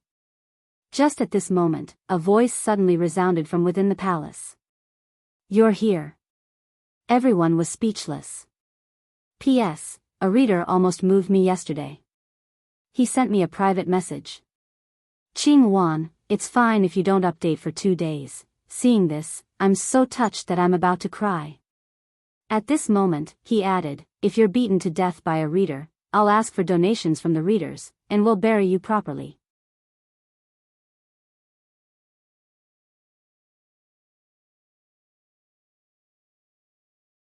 Chapter 55. You're here? Everyone was stunned and puzzled. Come in. At this moment, the voice in the hall sounded again. Everyone looked at each other, but no one dared to move. Because no one expected that there would be someone else in the hall. At this moment, Yi Xian suddenly walked into the hall. Everyone's gaze fell on Yi Xian, and the 9th princess hurriedly pulled him back. What are you doing? Yi Xian was stunned. What was he going to do? No. It was the Ling Shao sword. Yi Xian's face darkened. Just now, there was a mysterious force that drove him into the hall, and this mysterious force definitely came from the Ling Shao sword. Was the Ling Shao sword related to the sword master in front of him? Sword master? Thinking of this, Yi Xian suddenly came to a realization. Didn't he have a fallen sword master in the prison pagoda? Could it be related to the sword master? At this moment, the black-robed man suddenly said, the timid will starve to death, and the bold will die. I'll go first. With that, his entire body turned into a wisp of black smoke and floated in. Seeing that the black-robed man was the first to enter, the surrounding people also rushed in. Yi Xian and the 9th princess hurriedly walked in as well. When everyone entered the palace, they were all shocked. The palace was filled with wooden statues of men. At a glance, there were close to 1,000 of them. These statues all had the same face. From the appearance, it should be a youth, and on the waists of these statues, there was a wooden sword. When he saw these wooden swords, Yi Xian was stunned on the spot. Ling Shao sword. These wooden swords were exactly the same as the Ling Shao sword. Most importantly, the 2 words, Ling Shao, were engraved on the bodies of these wooden swords. What the hell was this? Yi Xian was dumbfounded. At this moment, everyone suddenly turned their heads to look not far away. In the corner of the hall, a long-haired woman was squatting on the ground and carving a piece of wood. The woman was squatting on the ground. The long dress she wore had long lost its original appearance. Her hair was also extremely long, directly touching the ground, and her long hair was snow white. Little by little, she carved the wood in front of her very carefully and seriously. The expressions of everyone here instantly became vigilant when they saw this woman. Right at this moment, the long-haired woman suddenly said, "If you're here to search for treasures, you can go to the small bamboo house behind this hall. There are some things that he once left behind there." Everyone looked at each other when they heard the long-haired woman's words. Then the man in the black robe and others flashed out of the hall. The 9th princess was going to leave as well. However, she stopped when she saw Yi Xian did not intend to leave. "You're not leaving?" Yi Xian glanced at her and said, "You go. I have something to ask her." The 9th princess glanced at Yi Xian. "Be careful." With that, she turned around and left the hall. Earth-ranked martial technique. At the moment when the 9th princess went out, a shocked voice came from the back of the palace. In the blink of an eye, countless sounds of fighting could be heard. Yi Xian paid no attention to what was happening outside, and he walked over to the long-haired woman. She stopped, turned around, glanced at Yi Xian, and shook her head slightly. "You're not him." As soon as she finished speaking, she continued carving the wood in front of her. Yi Xian opened his right hand, and the firmament spirit sword appeared in his palm. The long-haired woman stopped. A short while later, she continued carving the wood in front of her. The true essence of this sword has dispersed, and only a trace of its spirit remains. Is he dead? Yi Xian fell silent. At this moment, he was sure that the sword master on the first level of the pagoda of purgatory was the person who had carved the statue of this long-haired woman. Meanwhile, the firmament spirit sword suddenly trembled slightly, and then it descended in front of the long-haired woman. The long-haired woman's hands stiffened in midair. After a very long time, she put down the sculpture in her hand and took the firmament spirit sword lightly. As she gazed at it, she suddenly smiled. However, as she smiled, 2 streams of clear liquid dripped onto the firmament spirit sword. Yi Xian was silent, not knowing what to say. After a while, the long-haired woman said softly, "This sword was forged by me for him back then." Yi Xian looked at the long-haired woman. The long-haired woman gently stroked the firmament spirit sword. "That year, he told me to wait for him here, and that he would definitely come back. I waited and waited until my hair turned white, but he still did not come back. It's good that he did not come back. In the end, there was a thought, and now, this thought is gone." As she said that, she turned to look at Yi Xian. "Are you his disciple?" Yi Xian thought for a moment, and said, "You can say that." The long-haired woman slowly stood up. She tidied up her clothes and hair, and then looked at Yi Xian. "Although he did not give me any status. Strictly speaking, I am not his wife, but are you willing to call me mistress?" Yi Xian was silent for a moment, and then he bowed deeply. "Mistress." The long-haired woman smiled. However, there were tears in her eyes. She gently stroked Yi Xian's cheeks. "You are the same as him back then, a handsome young man, and also a swordsman." In the future, if there is someone you like, don't let him down. Yi Xian thought for a moment, and then said, Mistress, after waiting for so many years, have you ever regretted it? The long-haired woman shook her head and smiled. If you really like someone, even if you give up everything for him and there is no result, you will not regret it. Yi Xian was silent. The long-haired woman turned and swept her gaze over the wooden figures, her eyes rippling, as if she was recalling the past. After a moment, she gently stroked a wooden statue in front of her. Actually, I know, he should have forgotten me. Otherwise, with his strength, he would not have been here for more than 4 hours, no matter where he is in the firmament world. But it's all right, I will remember him. As she said that, she suddenly opened her right palm. In the next moment, the black sword floating above the palace directly turned into a black sword light and entered the palace.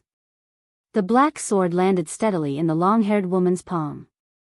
The long-haired woman turned to look at Yi Xian. This sword is called the Nether Spirit Sword. Because I did not nurture it, it fell from a real sword to a spiritual sword. This sword is a pair with the Nether Spirit Sword. The two swords can be combined or separated.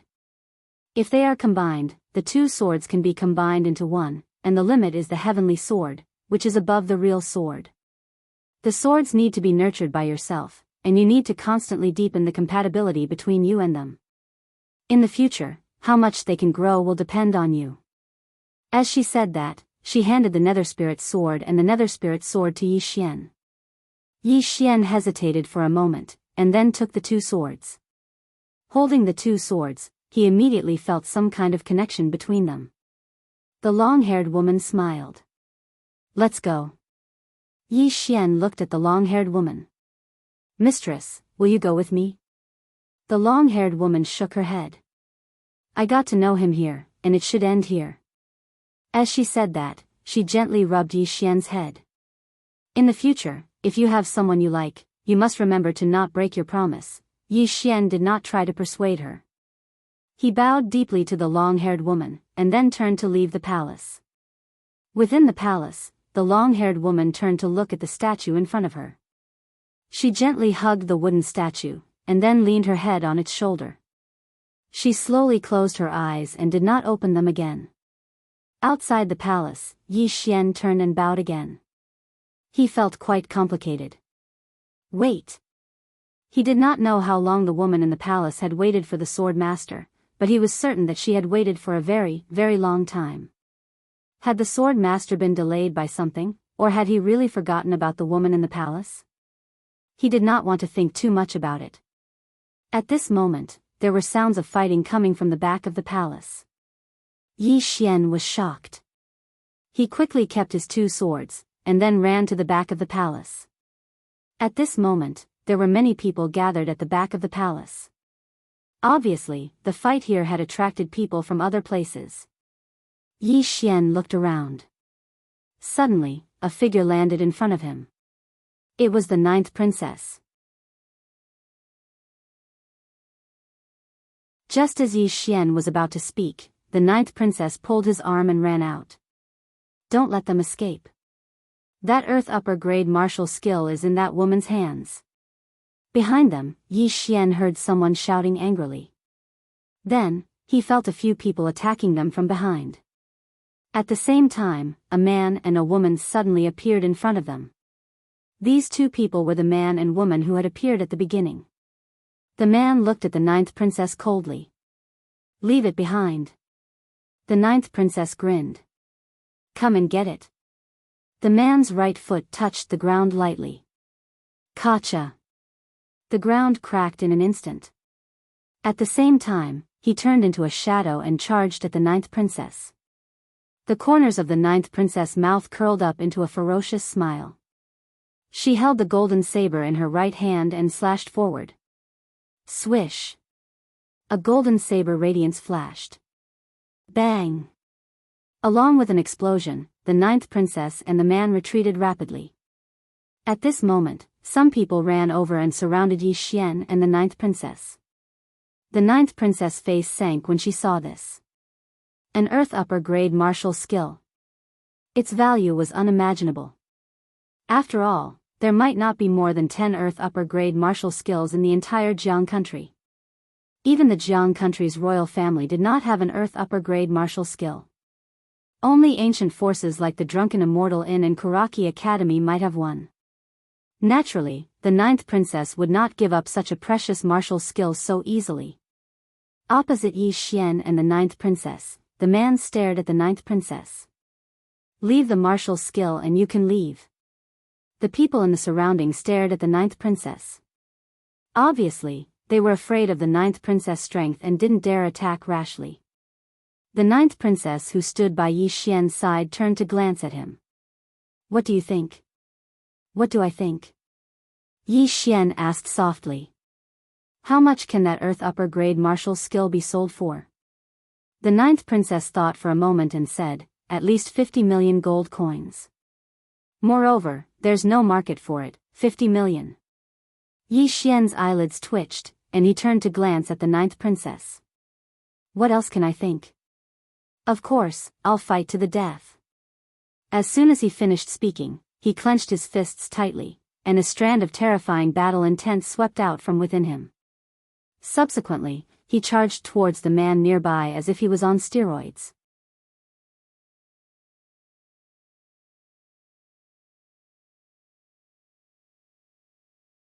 Chapter 56. Needless to say, after Yi Xian released his battle intent, the imposing aura and pressure he emanated were extremely terrifying. Battle intent. In the Azure Prefecture, anyone who could comprehend intent could be considered as a monstrous genius. When Yi Xian arrived a few meters away from the man, he suddenly smashed his fist towards the man. Fist crush. This punch contained both aura and intent. As soon as he punched out, the sound of air exploding resounded.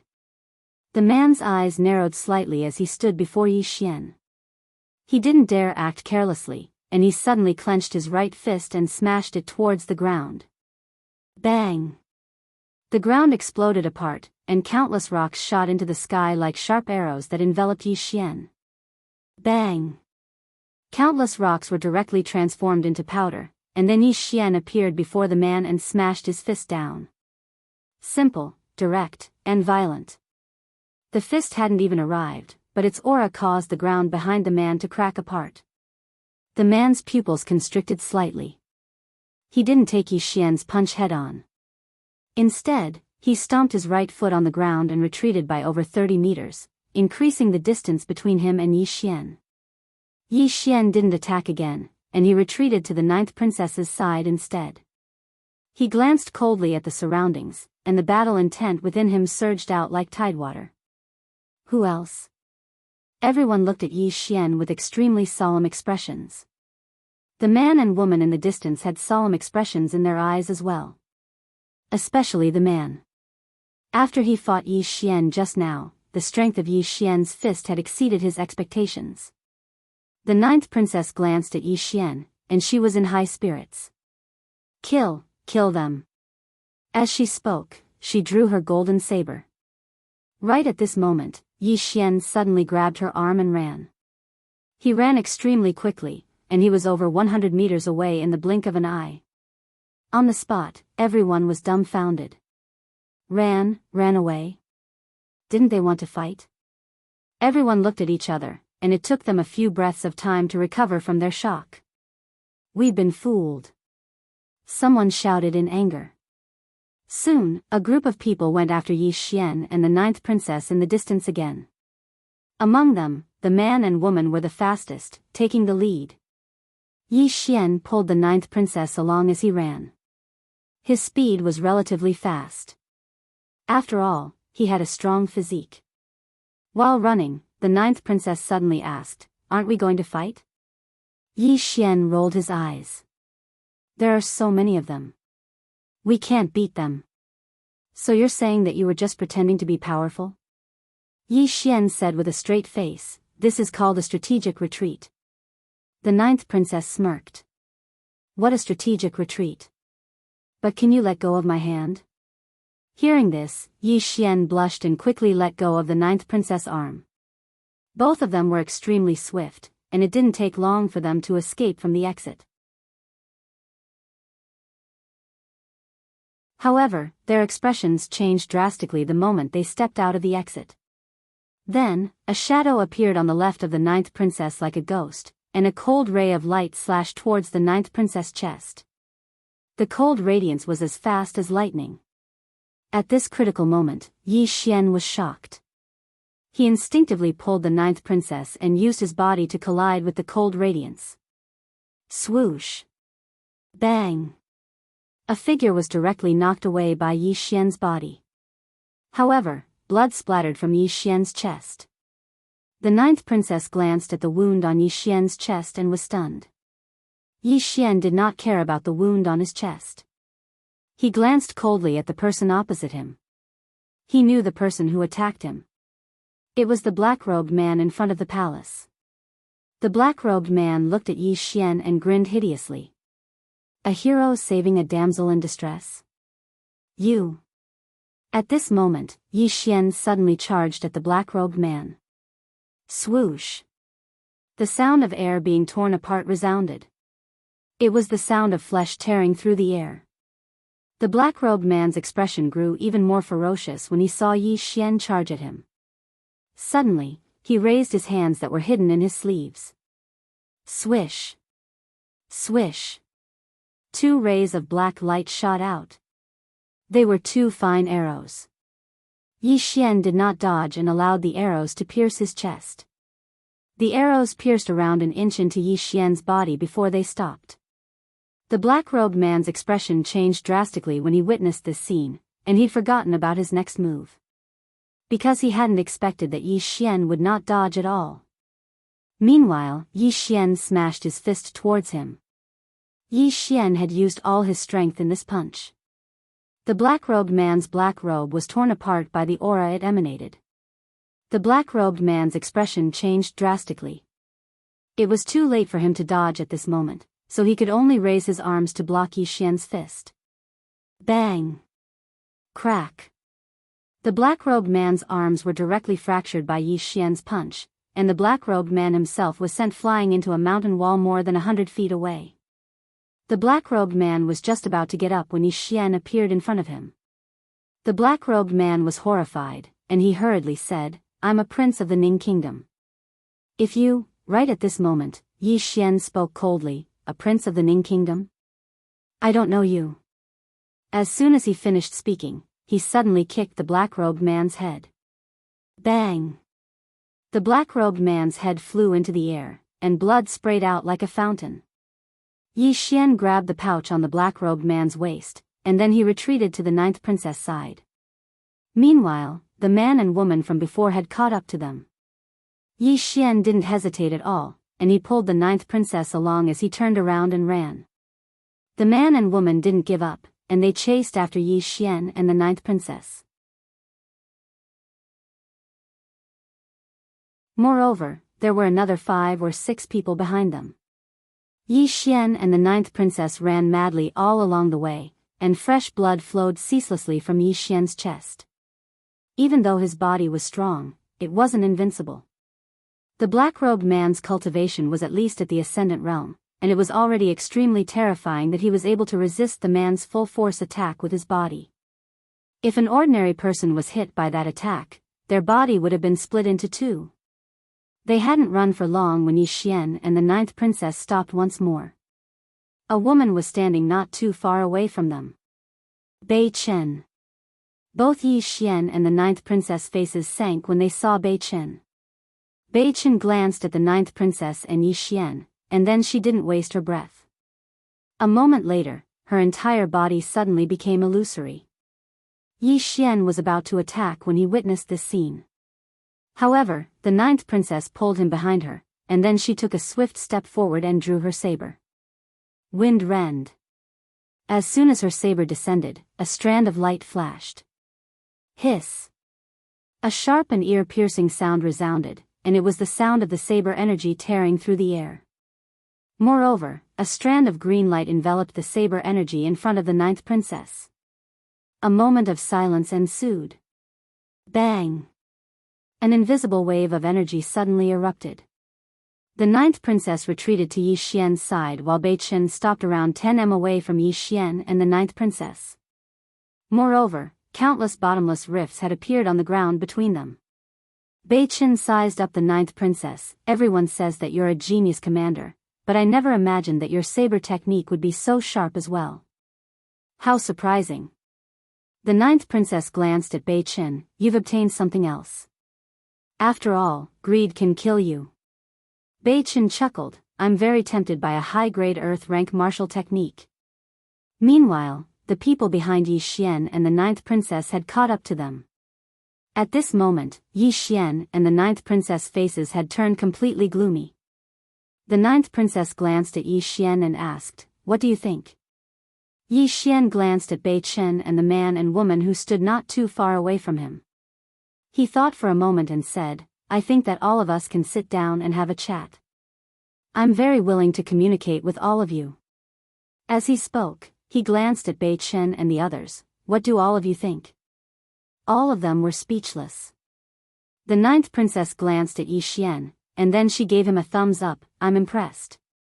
Bei Chen sized up Yi Xian. "I think there might be something wrong with your head." Yi Xian was speechless. Meanwhile, Bei Chen walked slowly towards Yi Xian and the ninth princess, and the others behind Yi Xian and the ninth princess were walking towards them as well. Obviously, Bei Chen, the man, the woman, and the others had come to an agreement to deal with the two of them first. Yi Xian's eyes narrowed slightly, and the divine firmament sword within him started to tremble. Right at this moment, the ninth princess suddenly soared into the sky. Everyone watched as she drew the golden saber from her waist, and then she held it with both hands. After that, strands of golden energy and saber intent swept out incessantly from within her. Bang! A strand of monstrous pressure appeared out of thin air. Even Yi Xian's expression changed when this pressure appeared because it was truly too strong, and it almost pressed him to the ground. Fortunately, after he released his battle intent, he felt much better. An earth-rank martial technique. Suddenly, Bei Chen's eyes narrowed slightly. "You're only at the Ascension realm, yet you actually dared to execute an earth-rank martial technique." As she spoke, she started to move backwards slowly. An earth-rank martial technique. The expressions of everyone in the surroundings changed when they heard this. Such a martial technique could be said to contain some of the might of the heavens and the earth. All of them started to move backwards. Right at this moment, the ninth princess suddenly flashed down from midair. In the next moment, numerous afterimages flashed through the surroundings. At the same time, countless rays of golden light erupted like scorching suns. Bei Chen's pupils constricted when the ninth princess descended to the ground. She pressed her palm forward lightly, and then a strand of terrifying green energy suddenly erupted from the center of her palm. However, the green energy had just come into contact with the golden rays of light and instantly exploded apart. Bei Chen's expression changed drastically when she witnessed this scene, and she retreated like a madman. At the same time, she attacked repeatedly to ceaselessly resist the golden rays of light that were descending towards her. On the other side, the man and woman were retreating repeatedly as well. While the others by their side were retreating as well, they weren't as swift as them. Moreover, two of them were even slashed into two at the waist by the golden rays of light. At this moment, the ground had even started to crack apart. For a time, the ninth princess was invincible. Yi Xian was flabbergasted by this scene. A few breaths of time passed before the ninth princess suddenly appeared in front of him, and Yi Xian spoke with slight excitement. "Amazing. Truly amazing. Come. Another one. Kill them." The ninth princess glanced at Yi Xian, and then her body slumped down into Yi Xian's arms. She rested her head on Yi Xian's shoulder. "I can't. Big brother, can we make a strategic retreat for now?" Yi Xian was speechless. P.S. It's Lidong, so remember to get some clothes.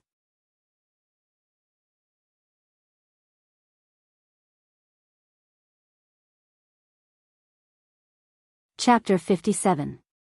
Run. Yi Xian was not stupid. He knew that the ninth princess must have suffered a backlash when she used the earth-rank martial skill. Without thinking too much, Yi Xian grabbed the ninth princess by the waist and carried her on his back. Then, he turned around and ran. Around 15 minutes later, the battlefield gradually returned to its original state of tranquility. Bei Chen looked at her right hand. There were a few bloody scratches on it. After a moment of silence, she suddenly tapped the ground with the tip of her foot and floated toward the place where Yi Xian and the ninth princess had disappeared. On the other side, the man, woman, and two other people also hurriedly chased after them. They could naturally see that the ninth princess had suffered a backlash after using the earth-rank martial skill. At this moment, she was at her weakest, so they naturally would not let go of this opportunity. A high-grade earth-rank martial skill. This martial skill could be used as a family heirloom for many families and factions. Not only that, but with this high-grade earth-rank martial skill, it could completely increase the strength of a faction by a large margin. At the same cultivation level, most of the time, it was a battle of martial skills and treasures. Apart from Bei Chen and the others, after Yi Xian and the ninth princess ran away, some other people heard the commotion and chased after them. Yi Xian carried the ninth princess on his back and ran wildly. He did not run in the direction of Two Worlds City, but in the boundless mountain range. After some time, Yi Xian arrived at a natural waterfall with the ninth princess on his back. The waterfall was dozens of feet wide and the water was very rapid. After a moment of silence, Yi Xian put the ninth princess on the ground gently. Then he took off his shoes and ran in the other direction on the tip of his toes. About a while later, he ran back. When he came back, he also walked on the tip of his toes. Therefore, there were no footprints behind him.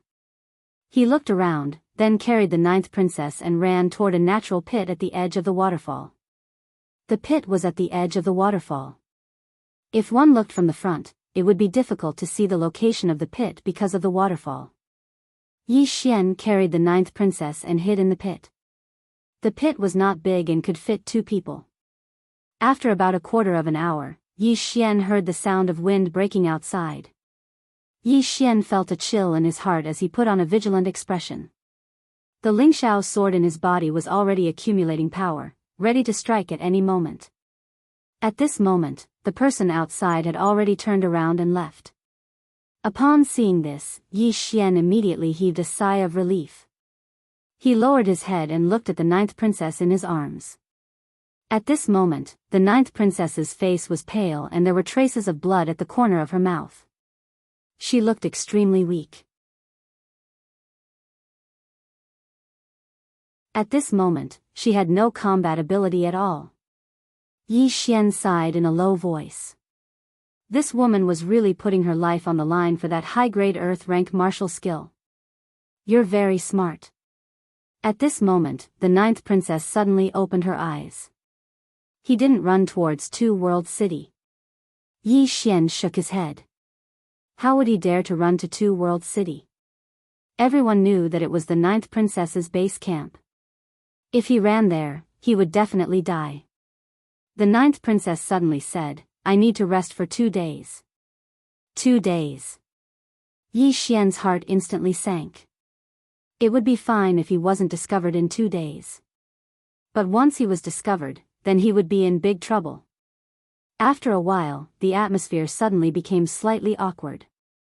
Because Yi Xian carried the ninth princess in and was drenched by the waterfall, the ninth princess was completely drenched at this moment. Moreover, she was wearing a silk dress, so the water made her dress stick tightly to her body. As a result, the originally protruding part became even more protruding.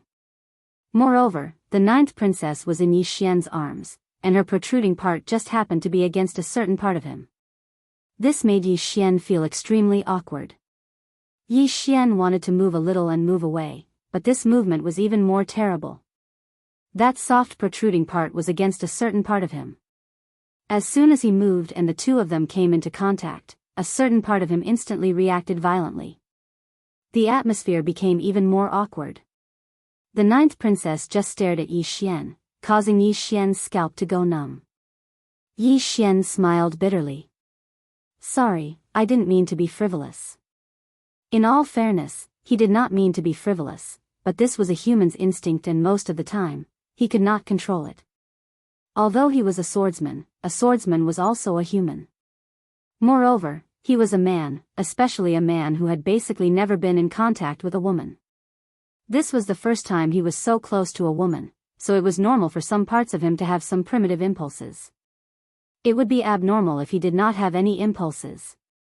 The ninth princess slowly closed her eyes. She did not speak, nor did she have anything to say. Just like that, the two of them maintained that position for nearly an hour. When the sky turned dark, Yi Xian carried the ninth princess out of the small pit.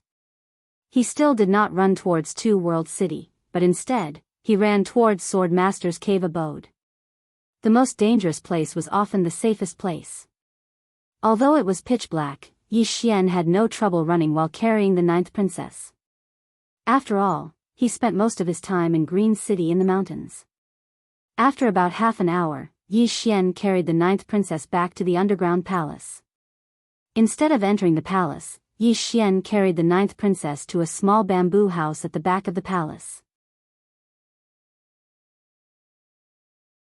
At this time, the bamboo house had been ransacked, leaving only a few simple tables, chairs, and beds. Yi Xian gently placed the ninth princess on the bamboo bed, took off his robe and covered her body. "Have a good rest, I'll guard outside." After saying that, he turned around and left the bamboo house. The ninth princess glanced at Yi Xian's back without saying a word. Outside the bamboo house, Yi Xian sat cross-legged on the ground and took out a figurine. The figurine was a little girl who looked 70 to 80% similar to Yi Ling. This was the figurine that he had carved himself. In fact, there was another figurine, which was himself. However, it was in Yi Ling's hands. A faint smile appeared on Yi Xian's face as he looked at the figurine in his hands. As though he had thought of something, he took out another figurine. This figurine looked very similar to Enlanxiu. Looking at the two figurines in his hands, Yi Xian's smile became even more radiant. At this moment, Yi Xian suddenly lifted his head. Not far from him, a man was walking towards him. This person was the man with hair that resembled a chicken's nest. He was dressed in plain clothes and carried an eye-catching black axe on his back. Yi Xian stood up. The man stopped not far away from Yi Xian. He glanced at the small bamboo house and then walked towards it. Yi Xian stood in front of the man. The man did not waste any time and threw a punch. When the punch was thrown, a terrifying force gushed out like a river bursting through a dam. Crack! The bluestone floorboards around them cracked into powder at this moment. Yi Xian was expressionless as he threw a punch as well. Fist collapse. With this punch, a wave of fist aura and battle intent surged out from his fist. Boom! With a deafening explosion, the man and Yi Xian retreated rapidly. Yi Xian retreated to the door of the bamboo house while the man retreated 60 to 70 feet. The ground in front of them was already a mess. The man glanced at Yi Xian. Battle intent. Fist aura.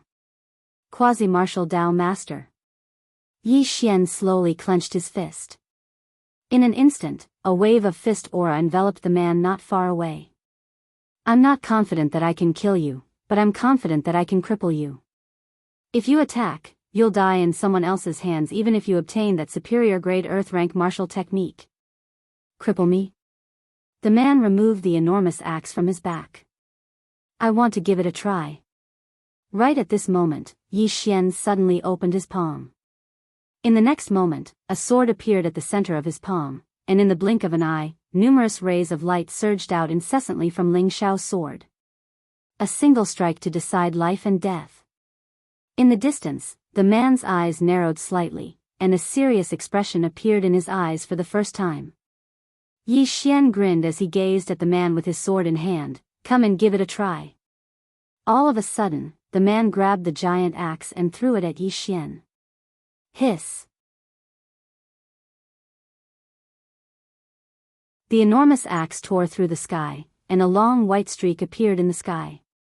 The formidable force contained within the enormous axe even caused the ground in the surroundings to shatter incessantly. At this moment, Yi Xian also drew his sword out. A ray of light flashed through the battlefield. A single strike to decide life and death.